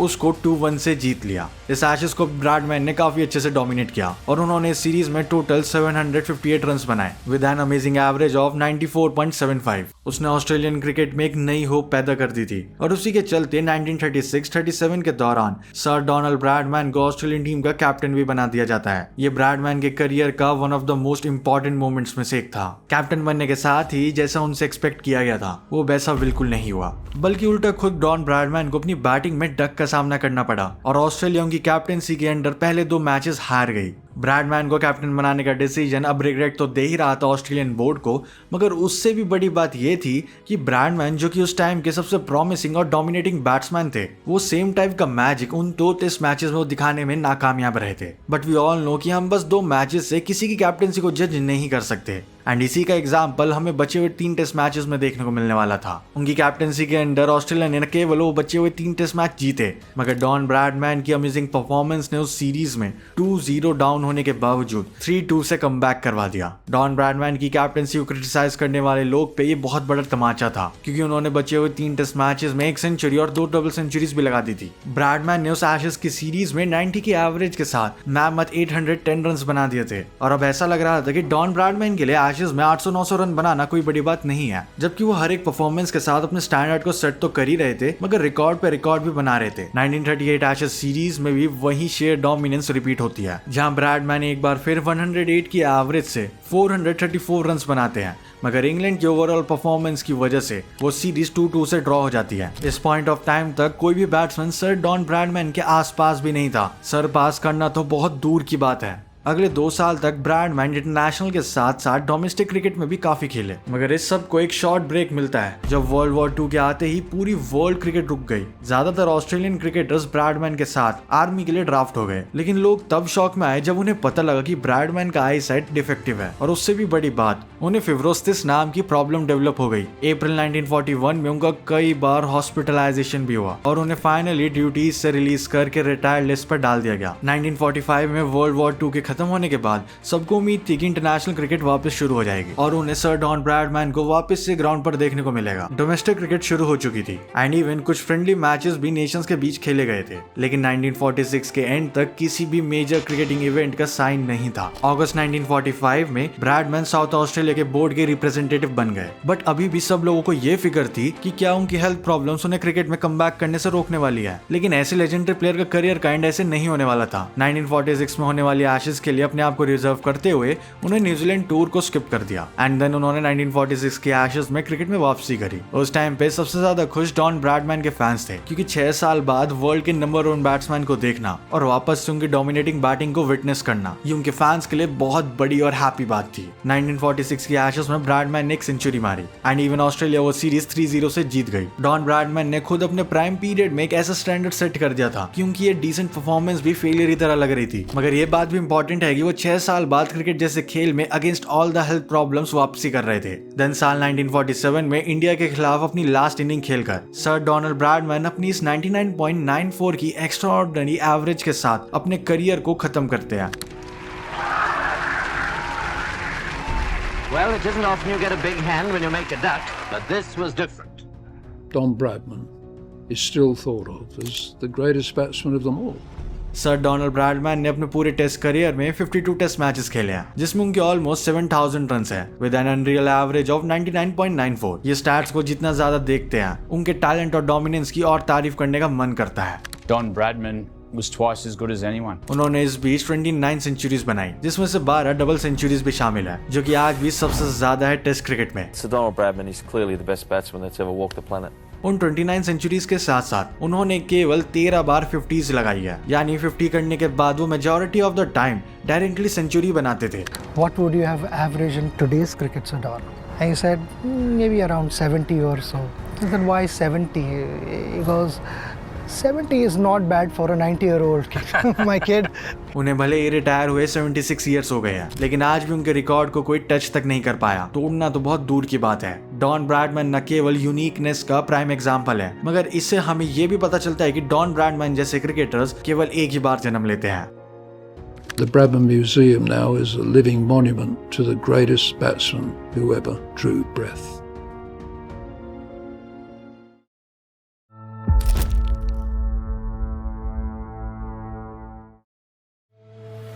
4 जून 1993 मैनचेस्टर का old Trafford cricket ground Australia के सामने थी उसकी सबसे बड़ी कॉम्पिटिटर टीम इंग्लैंड। मैच था एशेज सीरीज का। इस सीरीज के पहले टेस्ट के पहले दिन ही कुछ ऐसा होने वाला था जिसकी उम्मीद किसी को भी नहीं थी। ऑस्ट्रेलिया की टीम का एक नॉर्मल सा स्पिन बॉलर इस मैच के बाद पूरे वर्ल्ड पर राज करने वाला था। ऑस्ट्रेलिया की फील्ड पूरी सेट थी।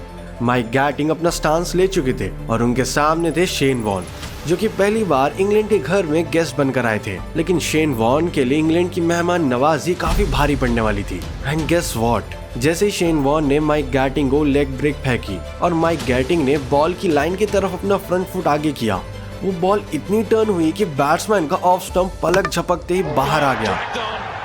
एंड इसी बॉल को आज तक कहा जाता है बॉल ऑफ द सेंचुरी, और तब से ही शेन वॉर्न को माना जाता है वर्ल्ड का बेस्ट लेग स्पिनर। आज के इस वीडियो में हम उस प्लेयर की बात करेंगे जिसे पूरे वर्ल्ड क्रिकेट का सबसे कूल और स्टाइलिश लेग स्पिन बॉलर माना जाता है, जिसने सचिन तेंदुलकर और वीरेंद्र सहवाग जैसे वर्ल्ड क्लास बैट्समैन को अपनी बॉलिंग के आगे टिकने नहीं दिया। एक ऐसा प्लेयर जो हमेशा हर मैच के बाद अपनी परफॉर्मेंस की वजह से हाईलाइटेड रहा एंड अनफॉर्चुनेटली अब वो हमारे साथ नहीं है। लेकिन इस क्रिकेटर ने जाने से पहले स्पिन बॉलिंग की हिस्ट्री पूरी तरीके से बदल दी। वर्ल्ड क्रिकेट स्पिन बॉलिंग के रेवोल्यूशन की बात होती है तो हमेशा उसमें शेन वॉर्न का नाम सबसे पहले लिया जाता है। Let's talk about Shane Warne. Shane Warne का बर्थ 13 सितंबर 1969 को विक्टोरिया में हुआ था। बचपन से ही उन्हें स्पोर्ट्स में काफी इंटरेस्ट था, लेकिन उन्हें यह नहीं पता था कि वो आगे जाके क्रिकेट की दुनिया के एक लेजेंडरी प्लेयर बनने वाले हैं। ऐसा इसलिए था क्योंकि क्रिकेट के अलावा वो प्रोफेशनल फुटबॉल प्लेयर भी रह चुके थे और क्रिकेट से ब्रेक मिलने के बाद फुटबॉल टीम्स के साथ मैचेस भी खेलते थे। उन्होंने अपना पहला क्रिकेट मैच 1983 में खेला था। उस मैच में उन्होंने university of Melbourne cricket club को डॉलिंग शील्ड कॉम्पिटिशन में रिप्रेजेंट किया था। इसके बाद वो धीरे धीरे अपने क्रिकेटिंग करियर को आगे लेकर जाने लगे। 1987 के बाद उन्होंने फुटबॉल से फोकस हटाकर क्रिकेट पर ज्यादा फोकस लगाने का डिसीजन लिया। यहीं से उनके प्रोफेशनल क्रिकेटर बनने का सफर शुरू हुआ। इसके बाद वॉर्न अलग अलग क्लब्स के लिए खेलते रहे। 1991 में उन्हें फर्स्ट क्लास डेब्यू करने का भी चांस मिला and you won't believe this कि वो अपने फर्स्ट क्लास डेब्यू मैच में फ्लॉप रहे। लेकिन उनकी क्लास को देखते हुए जिम्बाब्वे टूर पर जाने वाली ऑस्ट्रेलिया की बी टीम का पार्ट बनने का चांस जरूर मिला एंड ये चांस उनके लिए गोल्डन चांस था, जिसके बाद से उनके सक्सेसफुल करियर की स्टार्टिंग होने वाली थी। जिम्बाब्वे टूर के सेकंड मैच में वॉर्न ने 7 विकेट्स लिए। इस अचीवमेंट के बाद ही उन्होंने पूरी दुनिया को दिखा दिया कि उनके पास किस क्लास की बॉलिंग टेक्निक है। इसके बाद शेन वॉर्न को अपनी पहली सबसे बड़ी सीरीज में खेलने का मौका मिला, वो भी 1992 में, और यही था उनके करियर का सबसे बड़ा turning point. Remember walking out to bat, I looked up at the scoreboard and said, "Congratulations, Shane Warne. You're the 350th Test cricketer to play for Australia." That's not a lot of people. ये year उनके लिए एक ordinary year नहीं था। यहाँ से एक revolution की स्टार्टिंग होने वाली थी, जो कोई और नहीं बल्कि खुद शेन वॉर्न शुरू करने वाले थे। एक ऐसा रेवोल्यूशन जो सेंचुरीज के बाद आने वाला था। इंडिया के अगेंस्ट डेब्यू मैच में वॉर्न कोई खास परफॉर्मेंस नहीं दे पाए थे। उस मैच में उन्हें एक ही विकेट मिला, लेकिन उनकी परफेक्ट लाइन और लेंथ से हर कोई इंप्रेस हो चुका था। इसके बाद 1993 में एक ऐसा दौर आया जिसने स्पिन बॉलिंग को पूरी तरीके से बदल के रख दिया। ये वही साल था जब शेन वॉर्न ने बॉल ऑफ द सेंचुरीज डालकर पूरी दुनिया को हैरान कर दिया था। Take a deep breath, look around. So I come in, take a step, and doesn't say anything. Bowl the ball. Gat sort of makes me look really good. Sort of. Ashes की वो delivery test cricket की history के सबसे magical moments में से एक थी। इस बॉल ने उनको इंस्टेंटली इंटरनेशनल रिकॉग्नाइजेशन दे दिया। उस पूरी एशेज सीरीज में शेन वॉर्न सबसे ज्यादा विकेट्स लेते हैं। उन्होंने 12 इनिंग्स में टोटल 34 विकेट्स लिए थे और उनकी स्पिन मास्टरी को दुनिया ने पहचाना। इस परफॉर्मेंस के बाद सब लोग शेन वॉर्न को अप्रिशिएट कर रहे थे और वो धीरे धीरे एक बड़ा नाम बनते जा रहे थे। 1994 से 1995 तक क्रिकेट की दुनिया पर उनका अलग डोमिनेंस शुरू हुआ। अब वो टेस्ट क्रिकेट के साथ साथ ओडीआई में भी अपनी जगह पक्की कर चुके थे। साल 1994 में तो उनकी स्पिन एक्यूरेसी और भी मजबूत हो गई थी। उस पूरे साल उन्होंने 14 टेस्ट मैचेस में 87 विकेट्स लिए। इसी परफॉर्मेंस के चलते ऑस्ट्रेलिया ने उसी साल वेस्ट इंडीज पर एक हिस्टोरिकल विन भी दर्ज करी और एक साल के अंदर ही शेन वॉर्न ने रेड बॉल क्रिकेट के साथ अब व्हाइट बॉल क्रिकेट में भी खुद को पूरी तरीके से एस्टैब्लिश कर दिया था। 1995 में उन्होंने टोटल 18 ओडीआई मैचेस खेले, जिसमें उन्होंने 29 विकेट्स अपने नाम किए थे। इसके बाद आता है 1996 से 1998 का टाइम, जो कि शेन वॉर्न के करियर के गोल्डन ईयर्स भी माने जाते हैं। इन 2 सालों में वॉर्न अपने करियर के पीक पर थे। 1996 में हुए वर्ल्ड कप के सेमीफाइनल में वेस्ट इंडीज की टीम ऑस्ट्रेलिया पर जीत हासिल करने के काफी करीब थी। कैरिबियन टीम को ये मैच जीतने के लिए सिर्फ 30 रन चाहिए थे। इसके बाद ऑस्ट्रेलिया के कैप्टन ने शेन वॉर्न के हाथों में बॉल दे दी और बस फिर उसके बाद उनकी स्पिन का जादू ऐसा चला कि वेस्ट इंडीज की टीम ताश के पत्तों की तरफ बिखर गई।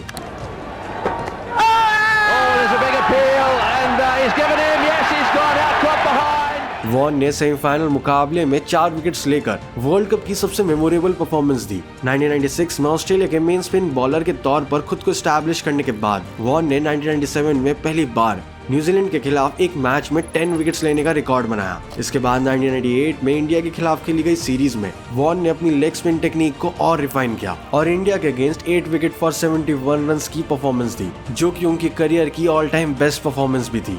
What are the difficult things about Shane Warne? He's got a lot of variations and he's very aggressive, ready to take on the challenge, which is a very positive sign. 1999 के world cup में Australia को world cup champion बनाने में सबसे बड़े match winner बनकर Shane Warne सबके सामने आए। उनके लिए इस टूर्नामेंट की शुरुआत अच्छी नहीं थी, लेकिन कुछ ही मैचेस के बाद उनके खेलने का अंदाज बिल्कुल बदल गया। सेमीफाइनल मैच में उन्होंने साउथ अफ्रीका के अगेंस्ट सिर्फ 24 रन देकर 4 विकेट भी लिए थे और अपनी टीम को फाइनल के लिए क्वालिफाई करने में एक इंपॉर्टेंट रोल भी प्ले किया था। फाइनल मैच में वॉर्न ने इसी परफॉर्मेंस को रिपीट किया और इस बार फिर से 4 विकेट हासिल किए।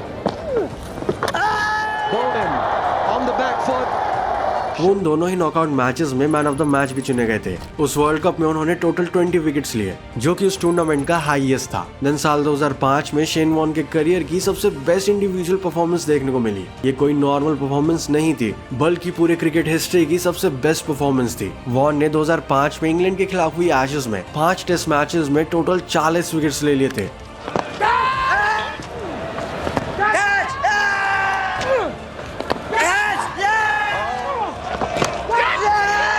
इससे पहले कोई भी क्रिकेटर ऐसा नहीं कर पाया था। 2005 कैलेंडर ईयर में उन्होंने टोटल 96 विकेट्स लिए थे, जो आज भी वर्ल्ड रिकॉर्ड माना जाता है। कहते हैं किसी भी प्लेयर की लाइफ में अप्स एंड डाउन्स आना नॉर्मल सी बात होती है, और इसी के बाद वो प्लेयर लेजेंड की कैटेगरी में जाने के लिए तैयार होता है। वॉर्न के साथ भी कुछ ऐसा ही देखने को मिला साल 2000 की स्टार्टिंग में। ये वो टाइम था जब इंजरीज और फिटनेस ने पहली बार शेन वॉर्न को इतना परेशान करना शुरू कर दिया था, पर उन्होंने कभी अपनी परफॉर्मेंस में कॉम्प्रोमाइज नहीं किया। उन्हें कई बार कंट्रोवर्सीज का पार्ट भी बनाया गया, जिससे उनकी परफॉर्मेंस पर इसका इम्पैक्ट पड़ा। लेकिन इस सबसे लड़ते हुए वॉर्न ने हमेशा एक फाइटिंग स्पिरिट दिखाई और सबको बताया कि क्यों एक लेजेंडरी प्लेयर है। अब शेन वॉर्न की कुछ कंट्रोवर्सीज के बारे में बात करते हैं। उनकी सबसे पहली बड़ी कंट्रोवर्सी 1998 में हुई थी, जब उनके ऊपर बॉल टैंपरिंग के एलिगेशंस लगे। ये इंसिडेंट साउथ अफ्रीका के साथ हुए एक मैच के दौरान हुआ था। उन्होंने मॉथ बॉल्स का यूज किया था बॉल टैंपरिंग करने के लिए, जो कि एक इलीगल एक्टिविटी है। ये बात जब पब्लिक हुई तो वॉर्न को फैंस के गुस्से का शिकार होना पड़ा था। उन्हें पनिशमेंट के तौर पर 2 टेस्ट और एक ओडीआई मैच के लिए बैन भी होना पड़ा। इसके बाद साल 2003 में शेन वॉर्न ड्रग स्कैंडल में भी फंस गए थे। उन्हें ऐसे ड्रग यूज करते हुए पकड़ा गया था जो उन्होंने वेट लॉस के लिए लिए थे। उस समय के दौर में ये कोई छोटा स्कैंडल बिल्कुल नहीं था। इस सब के बाद शेन वॉर्न के करियर पर काफी इम्पैक्ट भी पड़ा और उनकी फॉर्म में भी काफी डिक्लाइन आना शुरू हो गया था। और इस इंसिडेंट के बाद वॉर्न को 1 साल के लिए बैन भी कर दिया गया था। ड्रग स्कैंडल के बाद शेन वॉर्न ने अपनी मेहनत से कमबैक किया और अपनी इमेज को भी रिकवर करने में ज्यादा देर नहीं लगाई। लेकिन साल 2006 में उनके साथ एक और बड़ा इंसिडेंट देखने को मिला। इस बार ये स्कैंडल उनकी पर्सनल लाइफ से जुड़ा था। शेन वॉर्न ने अपनी वाइफ सिमोन से डिवोर्स लेने के बाद उन्होंने अपने मोबाइल फोन पर कुछ इनअप्रोप्रिएट मैसेजेस भेजे थे, जो मीडिया में लीक हो गए। ये टेक्स्ट मैसेजेस काफी वल्गर थे और वॉर्न को इस चीज की वजह से काफी क्रिटिसाइज भी किया गया था। एंड बात यहाँ पर नहीं रुकती। 2006 में एक्स वाइफ के साथ हुए ड्रामे के बाद शेन वॉर्न को मीडिया की नेगेटिव अटेंशन का सामना फिर से करना पड़ा। इसके बाद उनकी रिटायरमेंट को लेकर भी काफी क्वेश्चन रेज किए गए एंड इवन कमेंट्री के टाइम पर भी शेन वॉर्न कम लाइमलाइट में नहीं रहे। उन्हें काफी बार प्लेयर्स पर किए गए कमेंट्स को लेकर क्रिटिसाइज होना पड़ा। इतने कंट्रोवर्शियल कमेंट्स के बाद उन्हें काफी टाइम तक कमेंट्री पैनल से दूर तक रखा गया। अब उनके रिकॉर्ड्स की बात करते हैं। अगर बात करें उनकी अचीवमेंट्स की, तो शेन वॉर्न ने अपने क्रिकेटिंग करियर में ऐसे ऐसे रिकॉर्ड्स अचीव किए हैं जो कि आजकल के बॉलर्स के लिए बड़े ड्रीम की तरह होते हैं। उन्होंने अपने करियर में 700 से ज्यादा विकेट्स लिए हैं, जिस वजह से उनकी गिनती वर्ल्ड में सबसे ज्यादा विकेट्स लेने वाले स्पिन बॉलर्स में होती है। उन्होंने 145 टेस्ट मैचेस में टोटल 708 विकेट्स लिए हैं और 194 ओडीआईज में 293 विकेट्स। ये नंबर्स इनफ है आज के यूथ को शॉक में डालने के लिए। उनकी लेगेसी सिर्फ विकेट्स लेने तक ही नहीं थी, बैटिंग में भी उन्होंने कम मिरेकल्स नहीं किए थे। ऑस्ट्रेलिया के लिए वॉर्न ने काफी मैचेस में विनिंग नॉक्स भी खेली है। टेस्ट क्रिकेट में उनके स्टैट्स के आगे 3154 रन्स भी एडेड है। अब अगर हम थोड़ा ओडीआई क्रिकेट की तरफ ध्यान दें तो हमें दिखेगा कि वॉर्न ने ओडीआई क्रिकेट में भी बैटिंग करते हुए टोटल 1018 रन्स बनाए हैं। अगर रिकॉर्ड्स की बात कर ही रहे हैं तो शेन वॉर्न के उन रिकॉर्ड्स की बात करना भी इम्पोर्टेंट है जिन्होंने उन्हें वर्ल्ड का बेस्ट स्पिनर बनाया। शेन वॉर्न के पास एक कैलेंडर ईयर में सबसे ज्यादा विकेट्स लेने का रिकॉर्ड है, जो कि 96 है। ऐसा करने वाले वो वर्ल्ड के पहले स्पिनर है एंड इवन वो थर्ड ऐसे बॉलर है जिन्होंने अपने टेस्ट करियर में सबसे ज्यादा बॉल्स डाली है। That is 40,705 balls. Yes, you heard it right. इतनी बॉल्स तो कई सारी कंट्रीज के बॉलर्स एक साथ मिलकर भी आज तक हिस्ट्री में नहीं डाल पाए होंगे। तीनों फॉर्मेट्स को मिलाकर वॉर्न ने अपने करियर में 38 टाइम्स 5 विकेट हॉल अचीव किया है। ऐसा करने वाले वो दुनिया के तीसरे बॉलर है। अगर बात करें एशेज सीरीज की, तो आज तक की इस राइवलरी वाली सीरीज में उनसे बड़ा बॉलर नहीं आया है। अपने अग्रेशन और मैजिकल डिलीवरीज से वॉर्न ने इंग्लिश बैट्समैन को काफी परेशान किया है। 195 विकेट के साथ वो एशेज के किंग माने जाते हैं। साल 2005 में उन्हें BBC sports personality world sports star of the year का भी अवार्ड मिला था। 2007 में एक सक्सेसफुल करियर के बाद शेन वॉर्न ने इंटरनेशनल करियर से अपनी रिटायरमेंट अनाउंस कर दी थी। 15 साल के करियर का एंड भी उन्होंने अपने अंदाज में किया था। लेजेंडरी प्लेयर बनने का जो सफर इंग्लैंड के खिलाफ एशेज सीरीज में शुरू हुआ था, वो खत्म भी वहीं हुआ। वॉर्न ने इंग्लैंड के खिलाफ एशेज में ऑस्ट्रेलिया को 5-0 से जीत दिलाने के बाद रिटायरमेंट अनाउंस कर दी थी। And I'm going to announce my retirement from international cricket, domestic cricket for Victoria and St Kilda as well. लेकिन उन्होंने 2011 तक क्लब क्रिकेट खेलना कंटिन्यू रखा एंड इवन 2008 में उन्होंने राजस्थान रॉयल्स की तरफ से IPL खेला, जिसमें कैप्टनसी करते हुए उन्होंने फर्स्ट सीजन में ही राजस्थान रॉयल्स को चैंपियन बनाया और आगे कई सालों तक वो इस टीम का पार्ट रहे थे। क्रिकेट के ऑल फॉर्मेट्स में 1000 से ज्यादा विकेट्स लेकर उन्होंने हिस्ट्री क्रिएट करी है और साथ में क्रिकेट को एक नया पर्सपेक्टिव भी दिया, जहां लेग स्पिन को ट्रू आर्ट माना गया। लेकिन फिर 2022 में एक ऐसा मोमेंट आया जिसने पूरी वर्ल्ड क्रिकेट को हिला कर रख दिया। The greatest spin bowler in cricket history, Shane Warne, has died at the age of 52. Loved him, and he just did so much for so many people, and yeah, it was magic. He was magic watching him on the screen as a cricketer. 2022 में अचानक से Shane Warne की death की news सबके सामने आई। वो उसी साल थाईलैंड में अपनी फैमिली के साथ हॉलीडेज पर गए थे, जहां उनकी हार्ट अटैक की वजह से डेथ हो गई एंड पूरा क्रिकेटिंग वर्ल्ड इस न्यूज के बाद शॉक में था। I think, like I've said to a lot of the guys that I've been talking to the last couple of days,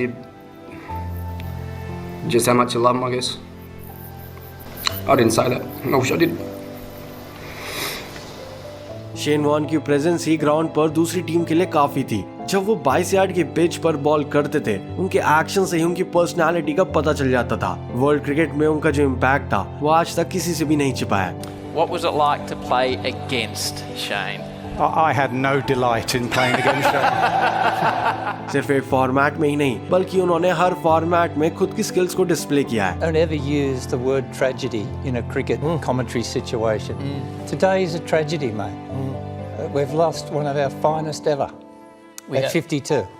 उन्होंने साबित किया था कि लेग स्पिन के थ्रू भी क्रिकेट की दुनिया का किंग बना जा सकता है। देखिए, मुझे याद है जब मैं ऑस्ट्रेलियन क्रिकेट अकेडमी में गया था तो उधर एक भी ऐसा खिलाड़ी नहीं था ऑस्ट्रेलियन अकेडमी में जो शेन वॉर्न नहीं बनना चाहता।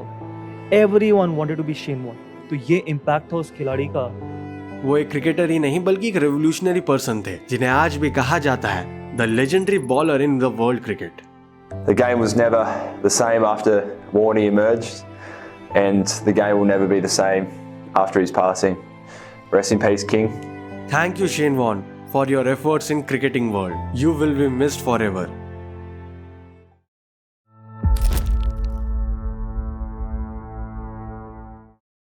Six feet height, long run up और डेंजरस एक्शन, कुछ ऐसी पिक्चर थी 80s और 90s के एरा की, और इसी एरा को फास्ट बॉलर का एरा कहा जाता था।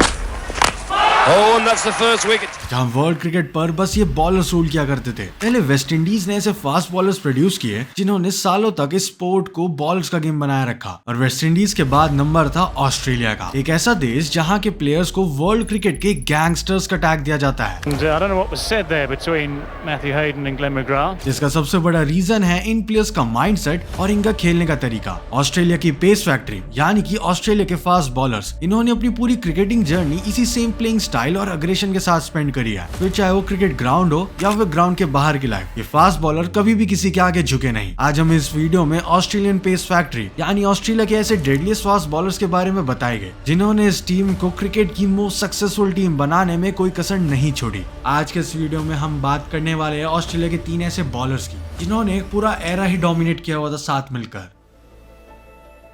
क्रिकेट जब शुरू हुआ था तो फास्ट बॉलर्स का गेम इतना डेवलप्ड और प्रोमिनेंट नहीं माना जाता था। उस टाइम ये बॉलर्स लाइन और लेंथ से ज्यादा स्पीड पर ध्यान देते थे, जैसे कि कुछ बॉलीवुड मूवीज में भी दिखाया गया है। फास्ट बॉलर का एक ही टारगेट होता था, बैट्समैन को हिट करना, एंड ये काफी ज्यादा एक स्टीरियोटाइप वाली बात बन गई थी। लेकिन इसके बाद गेम थोड़ा चेंज हुआ और वर्ल्ड क्रिकेट में एंट्री होती है ऑस्ट्रेलियन फास्ट बॉलर्स की।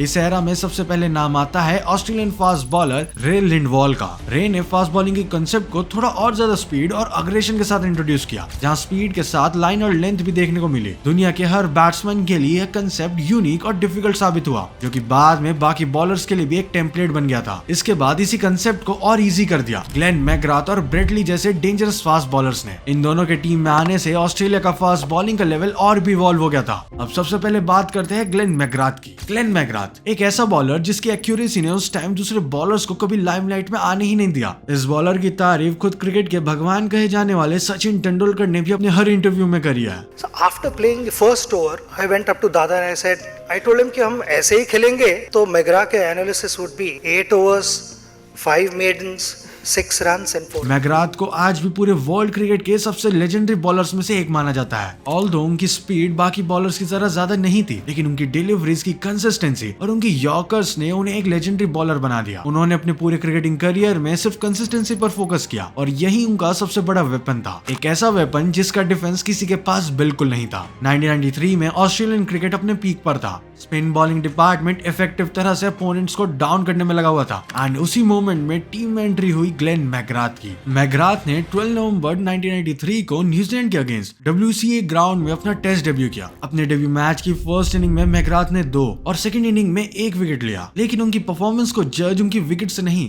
बल्कि उनके यूनिक स्टाइल से किया गया एंड यही चीज उन्हें खास बनाती है। उनका बॉलिंग स्टाइल बाकी बॉलर से काफी अलग था। उनके रनअप में इतनी स्मूथनेस और कंट्रोल को देखकर सभी लोग शॉक थे। उनका जो डिलीवरी स्टाइल था वो बिल्कुल परफेक्ट था। इसके अलावा मैकग्राथ के पास एक नेचुरल पावर थी, वो ये थी कि वो पूरे मैच में एक ही लाइन पर लगातार बॉल डाल सकते थे। ये कंसिस्टेंसी इतनी इंप्रेसिव थी कि मैकग्राथ ने फास्ट बॉलिंग को एक साइंटिफिक अप्रोच दे दिया था। 1993 से 1999 क्रिकेट वर्ल्ड कप जीतने तक मैकग्राथ ने शेन वॉन जैसे लेजेंडरी स्पिनर के साथ मिलकर ऑस्ट्रेलिया को मल्टीपल सीरीज जिताने में हेल्प की। 1994 ईयर में वेस्ट इंडीज के अगेंस्ट मैकग्राथ की बॉलिंग काफी इफेक्टिव साबित हुई। उन्होंने पूरी सीरीज में वेस्ट इंडीज के बैट्समैन को काफी परेशान किया। इसके बाद 1997 का ईयर ग्लेन मैकग्राथ के करियर का एक टर्निंग पॉइंट साबित हुआ। इंग्लैंड के अगेंस्ट एशेज सीरीज में मैकग्राथ ने अपनी बॉलिंग से इंग्लिश टीम को भी इंप्रेस किया और इस सीरीज के बाद उनका नाम पूरे वर्ल्ड में पॉपुलर हो गया। उन्होंने एशेज में टोटल 8 विकेट्स लिए और ऑस्ट्रेलिया को चैंपियन बनाने में हेल्प की। एशेज के बाद मैकग्राथ ने न्यूजीलैंड और फिर साउथ अफ्रीका जैसी टीम के अगेंस्ट कंसिस्टेंट परफॉर्मेंस दी। 1999 के वर्ल्ड कप में ग्लेन मैकग्राथ ऑस्ट्रेलिया के लिए एक एक्स फैक्टर साबित हुए। 18 विकेट टेकिंग फास्ट बॉलर के टैग के साथ ग्लेन मैकग्राथ उस वर्ल्ड कप में 3rd most highest wicket taker थे। मैकग्राथ की बॉलिंग की वजह से सबको ये समझ आ गया था कि फास्ट बॉलिंग में सिर्फ रॉ पेस ही नहीं बल्कि कंसिस्टेंसी, एक्यूरेसी और मेंटल स्ट्रेंथ भी जरूरी है। मैकग्राथ का डोमिनेंस वर्ल्ड कप 2007 में भी देखने को मिला, जहां उन्होंने 26 विकेट्स लिए और हाईएस्ट विकेट टेकर बनने के साथ ऑस्ट्रेलिया को वर्ल्ड कप जिताने में एक इंपॉर्टेंट रोल प्ले किया। ग्लेन मैकग्राथ ने अपने करियर में बहुत सारे माइलस्टोन एस्टैब्लिश किया। टेस्ट क्रिकेट में उन्होंने 29 टाइम्स 5 विकेट हॉल अपने नाम किया है। ऐसा करने वाले वो वर्ल्ड के 8th बॉलर है। फास्टेस्ट 450 टेस्ट विकेट्स लेने का रिकॉर्ड भी मैकग्राथ का नाम ही है एंड इवन ओडीआई में मैकग्राथ 300 विकेट लेने वाले 3rd फास्ट बॉलर है। अगर उनके ओवरऑल करियर को रिकॉल करे तो मैकग्राथ ने 124 टेस्ट मैचेस में 563 विकेट्स लिया और 250 ओडीआई मैचेस में 381 विकेट्स ले चुके हैं। बहुत लोग ये भी आर्ग्यू करते हैं कि मैकग्राथ ने इतने ज्यादा विकेट्स नहीं लिया, फिर भी उन्हें इतना बड़ा फास्ट बॉलर क्यों कंसीडर किया जाता है। बट वो लोग ग्लेन मैकग्राथ के डोमिनेंस को नहीं जानते, जो कि इन स्टैट से काफी परे था और उन्होंने ये डोमिनेंस रॉ पेस के साथ नहीं बल्कि कंसिस्टेंसी, एक्यूरेसी इन दोनों को मिक्स करके अचीव किया एंड यही चीजें उन्हें एक लेजेंडरी प्लेयर बनाती है। एक तरफ जहां ग्लेन मैकग्राथ अपनी एक्यूरेसी से पॉपुलर हो रहे थे, वहीं उनके साथ 90s के एंड में एक ऐसा फास्ट बॉलर भी ऑस्ट्रेलियन टीम में एंट्री ले चुका था जिसने अपनी एक्सप्लोसिव पेस और फियरलेस एटीट्यूड से क्रिकेटिंग वर्ल्ड में अपना नाम बना लिया था। ये प्लेयर कोई और नहीं बल्कि Australian legendary fast bowler Brett Lee थे। मैकग्राथ ने जहां अपनी एक्यूरेट लाइन और लेंथ से बैट्समैन को बीट किया, तो वहीं साल 1999 में ब्रेट ली वर्ल्ड क्रिकेट में दूसरी टीम्स के लिए एक सरप्राइज पैकेट की तरह थे, क्योंकि उनके पास लाइन और लेंथ के साथ पेस और अग्रेशन का भी मिक्सचर था और ये अग्रेशन उनकी आईज में ही दिख जाता था। शोएब अख्तर के बाद उस एरा में ब्रेट ली को वर्ल्ड का 2nd मोस्ट फास्ट बॉलर कहा जाने लगा and you know what, Sachin Tendulkar he one and only ऐसे प्लेयर थे जिन्होंने ली को उनके करियर में सबसे ज्यादा परेशान किया है, क्योंकि सचिन टाइम से पहले ही ब्रेट ली की पेस का फायदा उठाना सीख चुके थे। उनके अलावा कोई भी प्लेयर ऐसा नहीं कर पाया और यही रीजन था ब्रेट ली ने कंटिन्यूअसली इतना डोमिनेट किया था दूसरे प्लेयर्स के ऊपर। ब्रेट ली ने अपना टेस्ट डेब्यू इंडिया के अगेंस्ट मेलबर्न क्रिकेट ग्राउंड में 26 दिसंबर 1999 में किया था। उस टाइम पर हर किसी की नजर ब्रेट ली पर थी, क्योंकि वो इससे पहले फर्स्ट क्लास क्रिकेट के मैच में 14 विकेट लेकर टीम इंडिया को फेस करने वाले थे। एंड गेस व्हाट, ये डेब्यू मैच ब्रेट ली के लिए ड्रीम डेब्यू प्रूव हुआ, क्योंकि उन्होंने अपने डेब्यू की फर्स्ट इनिंग में ही 5 बैट्समैन को आउट किया और हिस्ट्री क्रिएट कर दी थी। An experience that I'll never ever forget, and to actually go there and pick up 5 is just a dream come true, I suppose. और यहीं से उनके गोल्डन करियर की स्टार्टिंग हुई। 1999 के एंड में डेब्यू करने के बाद जहां उनके नाम 7 विकेट रहे, तो साल 2000 में ब्रेट ली ने 6 मैचेस में 35 विकेट अपने नाम कर दिए थे। साल 2000 से 2003 ये फेस ब्रेट ली के करियर का गोल्डन फेस माना जाता है। इन्हीं ईयर्स में ब्रेट ली ने एक ही तरह की बॉलिंग करी जिसे आज भी कहा जाता है डेडलीस्ट एंड ब्रूटल। उस टाइम ब्रेट ली की फिटनेस और मेंटल टफनेस पीक पर थी। उन्होंने 150 किलोमीटर पर आवर से से ज्यादा की स्पीड से बॉलिंग करना शुरू कर दिया था। साल 2000 में ब्रेट ली का वनडे डेब्यू पाकिस्तान के अगेंस्ट हुआ। अपने पहले वनडे मैच में ब्रेट ली कोई विकेट नहीं ले पाए, लेकिन इसके बाद उन्होंने हार नहीं मानी और खुद को यहाँ से 2003 के वर्ल्ड कप के लिए प्रिपेयर करना स्टार्ट कर दिया। ब्रेट ली हर दिन मेहनत करते रहे और हर दिन के साथ एक टॉप क्लास बॉलर बनते चले गए। इसके बाद शुरू होता है वर्ल्ड चैंपियन बनने का सफर। ऑस्ट्रेलिया ने 2003 के वर्ल्ड कप में ब्रेट ली को उनके कैलिबर के दम पर टीम में स्पेशल एंट्री दी थी एंड इवन उन्होंने भी टीम की होप्स को वेस्ट नहीं किया और अपनी टीम को continuously second time world champion बनाने में हेल्प किया। ब्रेट ली ने उस टूर्नामेंट में टोटल 22 विकेट्स लिए, जिसके साथ वो उस टूर्नामेंट के सेकंड हाईएस्ट विकेट टेकर भी बने। ब्रेट ली का सफर वर्ल्ड कप तक नहीं रुका। इसके बाद वो एशेज सीरीज में इंग्लैंड के अगेंस्ट अपनी कंट्री के लिए बेस्ट परफॉर्मेंसेस देते रहे। ब्रेट ली ने अपने करियर में टोटल 76 टेस्ट मैचेस में 310 विकेट्स लिया और 221 वनडे मैचेस में 380 और टी20 क्रिकेट में उन्होंने 25 मैचेस में 28 विकेट्स लिया। ब्रेट ली का डोमिनेंस उस टाइम पर काफी अलग ही लेवल का था, क्योंकि उनके पास काफी अच्छी पेस के साथ साथ अच्छी लाइन लेंथ और अग्रेशन भी था और ये सब का मिक्सचर बन के जब वो बॉलिंग किया करते थे तो सामने वाले बैट्समैन डरा करते थे।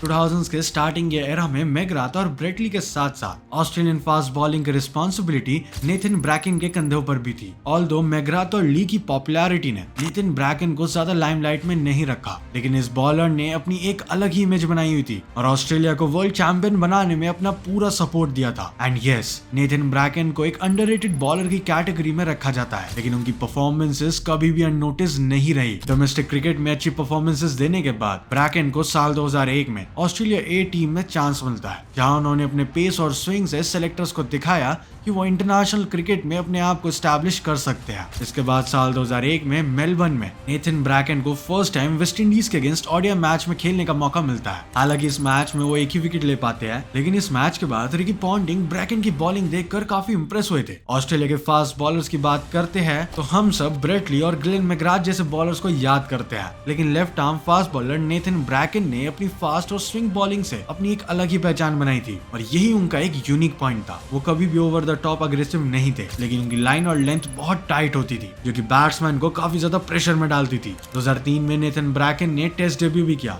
लेकिन इस फॉर्मेट से ज्यादा उन्हें ओडीआई क्रिकेट में सक्सेस मिली। 2007 के वर्ल्ड कप में ब्रैकेन ने अपनी परफॉर्मेंस से सबको इंप्रेस किया। उन्होंने श्रीलंका के अगेंस्ट अपनी लाइन और लेंथ को परफेक्टली कंट्रोल किया और ऑस्ट्रेलिया की टीम को फाइनल तक पहुंचाया। इस टूर्नामेंट में नेथन ब्रैकेन ने 16 विकेट्स लिए और अपनी टीम को वर्ल्ड चैंपियन बनाने में बैकबोन का काम किया। नेथन ब्रैकेन ने टोटल 116 ओडीआई मैचेस में 174 विकेट्स लिया, जिसके दम पर ब्रैकेन पूरे वर्ल्ड में फेमस हुए। हम सब लोग ग्लेन मैकग्राथ और ब्रेट ली की काफी तारीफें करते हैं, लेकिन कहीं ना कहीं हम नेथन ब्रैकेन को भूल ही जाते हैं, जिनके कंट्रीब्यूशन की वजह से ऑस्ट्रेलिया काफी अच्छी टीम बन पाई थी एंड उनका एक कंट्रीब्यूशन काफी ज्यादा अंडररेटेड रह जाता है। Also Glenn McGrath, Brett Lee, Nathan Bracken जैसे फास्ट बॉलर्स की लेगेसी का इम्पैक्ट मॉडर्न ऑस्ट्रेलियन बॉलर्स पर भी काफी पड़ा। Pat Cummins, Josh Hazlewood, Mitchell Starc जैसे ऑस्ट्रेलियन बॉलर्स पूरी तरीके से डोमिनेट कर रहे हैं वर्ल्ड में। अब अगर हम मिचेल स्टार्क की बात करें तो उनकी स्विंग और पेस का कॉम्बिनेशन देखना काफी एक्साइटिंग होता है। स्टार्क की यॉर्कर्स और डिलीवरीज जो ग्राउंड पर निकलती है वो बैट्समैन को कंफ्यूज करने के लिए काफी इफेक्टिव होती है।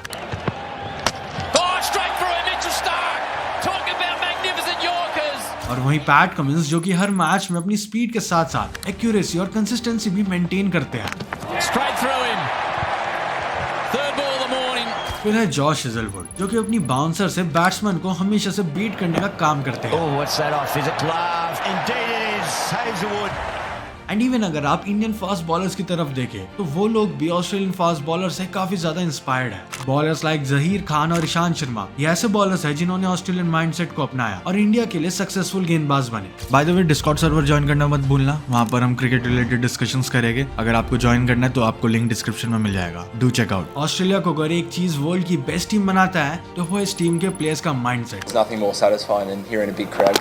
खास करके फास्ट बॉलर्स का mindset. Bowlers like Glenn McGrath, Brett Lee और नेथन ब्रैकेन, इन तीनों ही प्लेयर्स में एक चीज कॉमन थी और वो ये था कि लोग कभी भी वीक नहीं होते थे, चाहे वो पेस हो, बाउंस हो या फिर एक्यूरेसी हो। हर बॉलर अपने गेम में कुछ अलग करता ही था। ऑस्ट्रेलियन फास्ट बॉलर हर मैच से पहले ग्राउंड पर एक अलग ही माइंडसेट लेकर उतरते थे। वो लोग मैच को जीतने के लिए नहीं बल्कि मैच को डोमिनेट करने के लिए ग्राउंड पर उतरते थे एंड वो यही चीज करने में हमेशा सक्सेसफुल होते थे, जिसका रिजल्ट ये होता था कि सामने वाला ओपोनेंट हमेशा झुक के रहता था। इन प्लेयर्स में बॉलिंग के टाइम पर अग्रेशन अलग ही लेवल पर होता था। अगर आपने ब्रेट ली को देखा है तो आपको ये जरूर पता होगा कि उनका एग्रेशन मैच के हर फेस में दिखता था। ऑस्ट्रेलियन फास्ट बॉलर जब भी फील्ड में होते थे तो उनका एटीट्यूड ये होता था, हमारे मूवमेंट में प्रेशर बनाएंगे। एंड यही माइंडसेट ऑस्ट्रेलियन टीम का की टू सक्सेस का सबसे बड़ा फॉर्मूला बना। अब बात करते हैं उन फैक्टर्स की जो ऑस्ट्रेलिया के फास्ट बॉलर्स को इतने यूनिक बनाते हैं। वैसे तो वेस्ट इंडीज के लोगों की तरह ऑस्ट्रेलिया के लोगों की भी जेनेटिक्स में है कि वो फास्ट बॉलर्स को प्रोड्यूस कर सकते हैं because of their height and strength. लेकिन इस कंट्री का एनवायरनमेंट और कंडीशन बाकी क्रिकेट प्लेइंग कंट्रीज से काफी अलग होता है। ऑस्ट्रेलिया का क्लाइमेट और फिजिकल एनवायरनमेंट फास्ट बॉलर्स को नेचुरली फिट बनाता है। यही रीजन है कि हर साल ऑस्ट्रेलिया से बल्क में फास्ट बॉलर्स निकलते हैं और इन सभी फास्ट बॉलर के पास पेस और एक्यूरेसी के साथ स्पीड हमेशा होती है। और दूसरा फैक्टर है यहाँ की पिचेस जो ऑस्ट्रेलिया के इन फास्ट बॉलर्स को ग्रो करने में काफी हेल्प करती है। ऑस्ट्रेलिया में जो ड्राई बाउंस विकेट्स होते हैं वो फास्ट बॉलर्स को उनकी नेचुरल पेस और बाउंस डेवलप करने का बेस्ट एनवायरनमेंट देते हैं। मेलबर्न, पर्थ और ब्रिस्बेन के ग्राउंड्स के बारे में आप लोगों को अच्छे से पता ही है। ये ऑस्ट्रेलिया के वो ग्राउंड्स है जो अपने बाउंस और पेस के लिए पूरे वर्ल्ड में पॉपुलर है। जब ये बॉलर्स इन ग्राउंड्स पे प्रैक्टिस करते हैं तो नेचुरली उनका पेस और बाउंस इंक्रीज हो जाता है, जिसके बाद उन्हें मैचेस में बॉलिंग करने में ज्यादा प्रॉब्लम नहीं होती।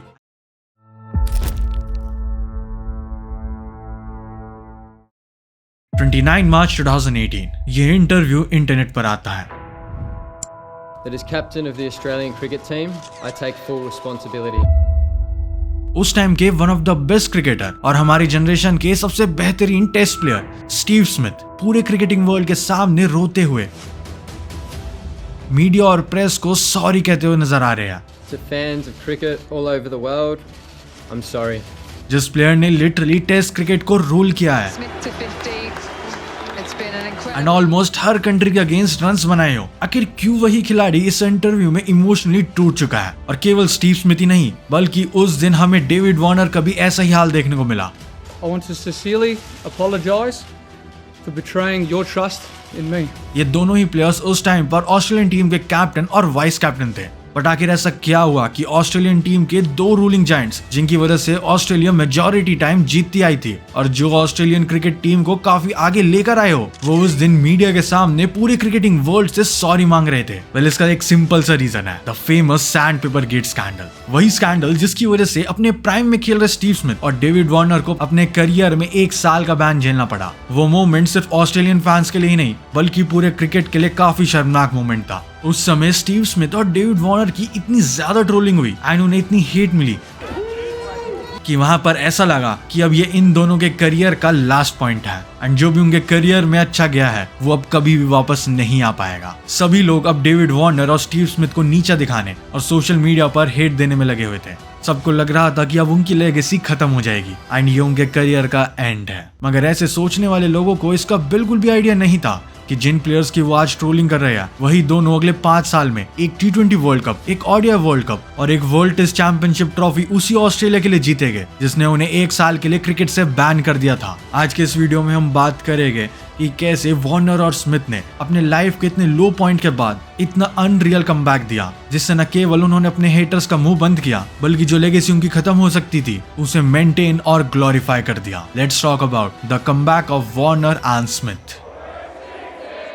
अब डेविड वार्नर और स्टीव स्मिथ का कमबैक देखने से पहले हमें यह जानना होगा कि आखिर इस बैन और क्रिटिसिज्म की शुरुआत कैसे हुई थी। वैसे तो इस स्कैंडल के ऊपर एक एंटायर वीडियो बन सकता है बट इस वीडियो में हम ट्राई करेंगे इस पार्ट को शॉर्ट में कवर करने का। ऑस्ट्रेलियन टीम 4 टेस्ट मैचेस के लिए साउथ अफ्रीका का टूर करती है। उस टाइम पूरी ऑस्ट्रेलियन टीम अपनी अग्रेशन और फॉर्म के पीक पर थी। कैप्टन स्टीव स्मिथ और वाइस कैप्टन डेविड वार्नर, ये दोनों ही प्लेयर्स तीनों फॉर्मेट में डोमिनेट कर रहे थे और उनका ये फॉर्म इस सीरीज के शुरुआती 2 टेस्ट मैचेस में हमें साफ साफ देखने को मिला। लेकिन इस स्कैंडल की एक्चुअल स्टोरी तीसरे टेस्ट से शुरू होती है। 21 मार्च 2018 इस सीरीज का 3rd टेस्ट मैच खेला जाता है। ऑस्ट्रेलिया और साउथ अफ्रीका इन दोनों ही टीम को ये बात पता थी कि ये वाला टेस्ट सबसे ज्यादा क्रूशियल होने वाला है और यहीं से पूरी सीरीज डिसाइड हो सकती है। दिन था 24 मार्च 2018, इस 3rd टेस्ट मैच का 3rd डे और एक ऐसा मोमेंट आया जिसने पूरे ऑस्ट्रेलियन क्रिकेट को हिला के रख दिया। साउथ अफ्रीका की सेकेंड इनिंग के 43rd ओवर के बाद टीवी कैमराज ने ऑस्ट्रेलियन प्लेयर कैमरन बैंक्रॉफ्ट को बॉल के साथ कुछ अनयूजुअल करते हुए पकड़ा। Just getting together. And guess what? Cameron yellow colour sand paper से बॉल टैम्परिंग कर रहे थे। So this is the umpires having a chat to Cameron Bancroft. और वो कैमरा में रंगे हाथ पकड़े गए। So this, I think they're asking about what he had in his pocket. और यही वो मोमेंट था जहां से पूरा का पूरा बॉल टैम्परिंग स्कैंडल सबके सामने आने वाला था। उस इंसिडेंट के कुछ दिनों बाद काफी इन्वेस्टिगेशंस चली। क्रिकेट ऑस्ट्रेलिया की इन्वेस्टिगेशन टीम से लेकर साउथ अफ्रीकन पुलिस तक सब इस केस में इन्वॉल्व हो चुके थे। उस पूरी इन्वेस्टिगेशन में हमारे सामने सबसे शॉकिंग चीज ये आती है कि इस पूरे स्कैंडल में कैमरन बैंक्रॉफ्ट अकेले इन्वॉल्व नहीं थे, बल्कि उनके साथ 2 और सीनियर प्लेयर्स इन्वॉल्व थे। Prior knowledge of the ball tampering incident, Captain Steve Smith, Vice Captain David Warner. And this thing was a complete shock. इतनी इंटरेस्टिंग सीरीज में जहां फर्स्ट 2 टेस्ट मैचेस में हमें इतने आइकॉनिक मोमेंट्स देखने को मिले थे, वहां पे ऐसा शर्मनाक स्कैंडल आ जाना, ये अपने आप में एक शॉकिंग बात तो थी, मगर इतने अच्छे प्लेयर स्टीव स्मिथ और डेविड वार्नर का इस कंट्रोवर्सी में आ जाना, that was the worst part. And investigation के दौरान स्टीव स्मिथ ये एक्सेप्ट करते हैं कि वो कैमरन बैंक्रॉफ्ट के एक्शंस के रिगार्डिंग फुल्ली अवेयर थे। That as captain of the Australian cricket team, I take full responsibility. उनके अलावा टीम के वाइस कैप्टन डेविड वार्नर और कोच डेरन लेहमन भी इस सब में इन्वॉल्व थे। फिर डेट आती है 29 मार्च 2018। ये वही डेट है जिस दिन पूरी दुनिया ने वार्नर और स्मिथ का सबसे इमोशनल और लोएस्ट मोमेंट विटनेस किया था। उस दिन क्रिकेट ऑस्ट्रेलिया बोर्ड और उनकी इन्वेस्टिगेशन टीम 2 से 3 घंटे की एक लंबी मीटिंग करते हैं और उस मीटिंग का रिजल्ट ये निकलता है कि स्टीव स्मिथ और डेविड वार्नर को 1 साल का बैन मिलता है और साथ में कैमरन बैंक्रॉफ्ट को 9 मंथ्स का बैन। एंड उसके बाद ही हमारे सामने स्मिथ और वार्नर का ये इंटरव्यू आता है जहां वो दोनों सभी लोगों को सॉरी बोलते हुए नजर आते हैं और साथ में एक्सेप्ट करते हैं that they did something which should not be forgiven. ये एक ऐसा मोमेंट था जिसे कोई भी क्रिकेट फैन नहीं भूलना चाहेगा। इस सीरीज का आखिरी मैच वार्नर और स्मिथ नहीं खेलते और वो सीरीज ऑस्ट्रेलिया 3-1 से हार जाती है। टीम के मेन प्लेयर्स पर बैन लग ही चुका था और इस तरीके से सीरीज हार जाना ये ऑस्ट्रेलिया का एक लोएस्ट पॉइंट बताया जा रहा था। स्टीव स्मिथ और डेविड वार्नर पे 1 ईयर बैन लग चुका था और पूरे ऑस्ट्रेलियन क्रिकेट की रेपुटेशन मिट्टी में मिल चुकी थी। आईपीएल से भी इन दोनों ही प्लेयर्स को रिस्पेक्टिव टीम द्वारा निकाल दिया गया था। 2018 के आईपीएल से पहले डेविड वार्नर को सनराइजर्स हैदराबाद और स्टीव स्मिथ को राजस्थान रॉयल्स ने रिटेन करके रखा हुआ था, लेकिन इस सब के बावजूद उन्हें आईपीएल से भी बैन कर दिया गया and their last chance to make comeback was also gone.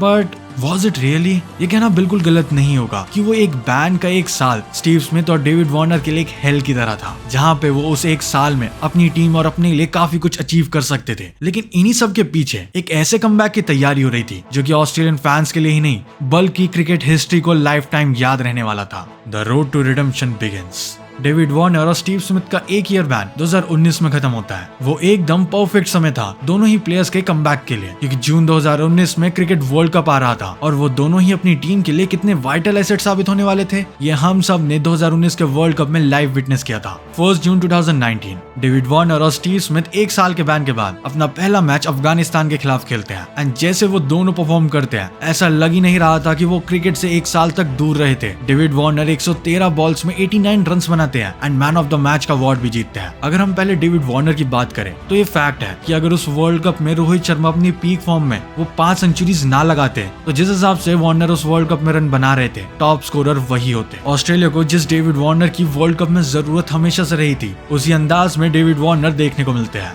Warner और स्मिथ इस वर्ल्ड कप में एक पॉइंट को प्रूव करने के लिए आए थे कि क्या अभी भी वो वही स्मिथ और वार्नर है जो हमें पहले देखने को मिलते थे या फिर 1 साल के बैन ने उन्हें पूरी तरीके से खत्म करके रख दिया है। एंड गेस व्हाट, उन्होंने अपनी परफॉर्मेंसेस से किसी को फील ही नहीं होने दिया कि वो दोनों इंटरनेशनल क्रिकेट से 1 साल दूर थे। इस टूर्नामेंट में डेविड वार्नर ने 647 रन बनाए और स्टीव स्मिथ ने 379 रन एंड ना ही इन दोनों प्लेयर्स ने ऑस्ट्रेलिया को सेमीफाइनल तक पहुंचाया बल्कि टीम के लिए एक इंपॉर्टेंट रोल भी प्ले किया। हालांकि ऑस्ट्रेलिया इंग्लैंड में सेमीफाइनल से हार गई, लेकिन किसी ने भी इमेजिन नहीं किया था कि 1 साल के बैन के बाद भी वही दोनों सेम प्लेयर्स उसी सेम टीम के लिए सेम वे में अच्छा परफॉर्म करेंगे। स्टीव स्मिथ ने उस वर्ल्ड कप में 37 की एवरेज और 550s के साथ टोटल 379 रन बनाए, जिसमें उनके सेमीफाइनल में इंग्लैंड के खिलाफ क्रूशियल 85 रन भी शामिल थे। उस सेमीफाइनल में जब सभी ऑस्ट्रेलियन बैट्समैन स्ट्रगल कर रहे थे तब उस टाइम पर स्टीव स्मिथ एक प्रेशर वाली सिचुएशन में 85 रन बनाते हैं, जो कि उनका उस वर्ल्ड कप का हाईएस्ट स्कोर भी था। वहीं पर अगर डेविड वार्नर की बात करें तो ये किसी ने भी इमेजिन नहीं किया था कि बैटिंग वाइज उनके करियर का सबसे बेस्ट वर्ल्ड कप होगा। उन्होंने 71 के एवरेज से ना ही केवल 3 सेंचुरीज और 3 हाफ सेंचुरीज लगाई मगर 647 रन बनाकर उस वर्ल्ड कप के वो सेकंड हाईएस्ट रन स्कोरर बने, जहां पे वार्नर इस वर्ल्ड कप में बेस्ट ऑस्ट्रेलियन की तरह सामने आए थे।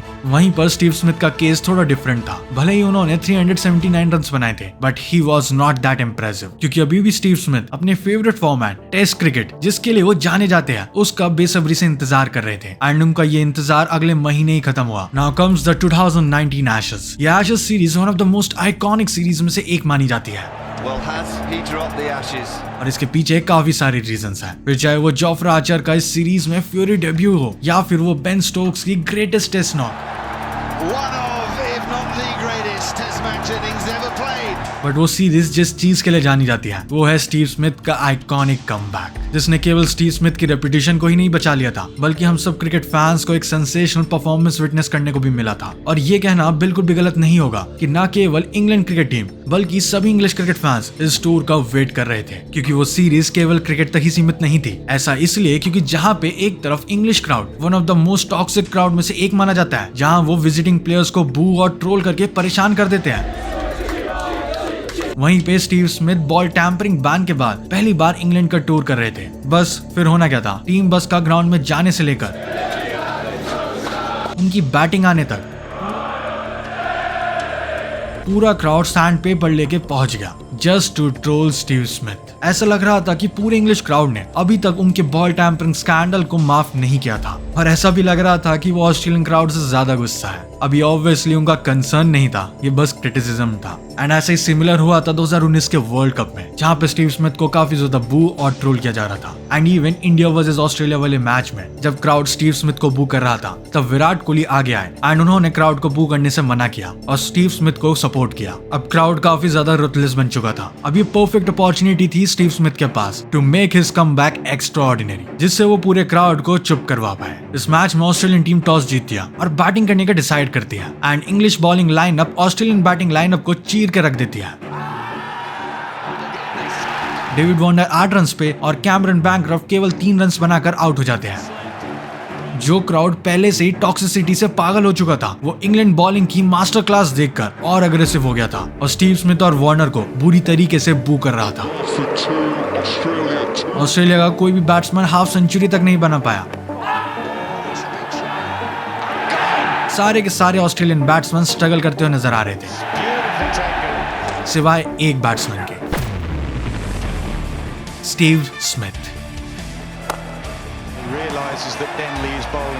एजबास्टन वाले टेस्ट मैच के पहले दिन हमें स्टीव स्मिथ की तरफ से एक सेंसेशनल नॉक देखने को मिलती है, जहां उन्होंने 219 बॉल्स में 144 रन्स बनाए थे। उनके हेटर्स तो काफी हद तक शांति हो चुके थे, मगर ये तो बस शुरुआत थी, जहां पे सेकेंड इनिंग में भी बाकी के ऑस्ट्रेलियन बैट्समैन ज्यादा कुछ नहीं कर पाए। वहां पर एक बार फिर से स्टीव स्मिथ ने कमांड संभाला और 142 रन्स बना दिए।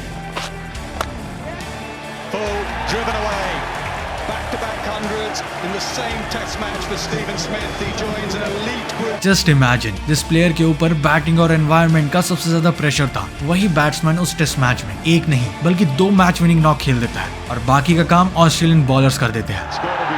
एंड इंग्लैंड वो टेस्ट मैच 251 रन से हार जाती है। उस परफॉर्मेंस ने न केवल स्टीव स्मिथ का कमबैक मार्क किया था, बट वो एक रिडेम्पशन भी था स्टीव स्मिथ का इंग्लिश क्राउड के ऊपर। स्टीव स्मिथ का यही जीनियस फॉर्म अगले टेस्ट मैच में भी चालू रहा। सीरीज का दूसरा टेस्ट मैच टेस्ट क्रिकेट के घर कहलाए जाने वाले लॉर्ड्स क्रिकेट ग्राउंड में था। ये टेस्ट मैच उस सीरीज का सबसे इंटेंस टेस्ट मैचेस में से एक था, क्योंकि इसमें अब फाइनली जोफ्रा आर्चर डेब्यू करने वाले थे।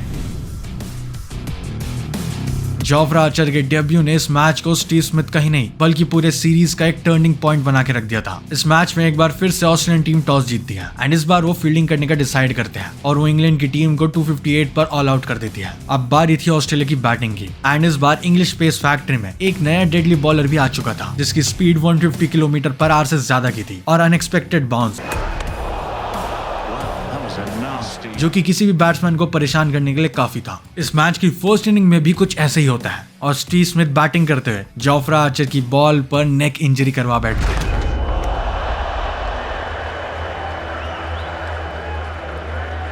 और अब ये डर लग रहा था कि स्टीव स्मिथ इस इंजरी के चलते सीरीज ना छोड़ दे, बट इसी इंजरी के बीच Steve Smith comes in the act of bravery and then he scores a brilliant match saving knock of 92 runs.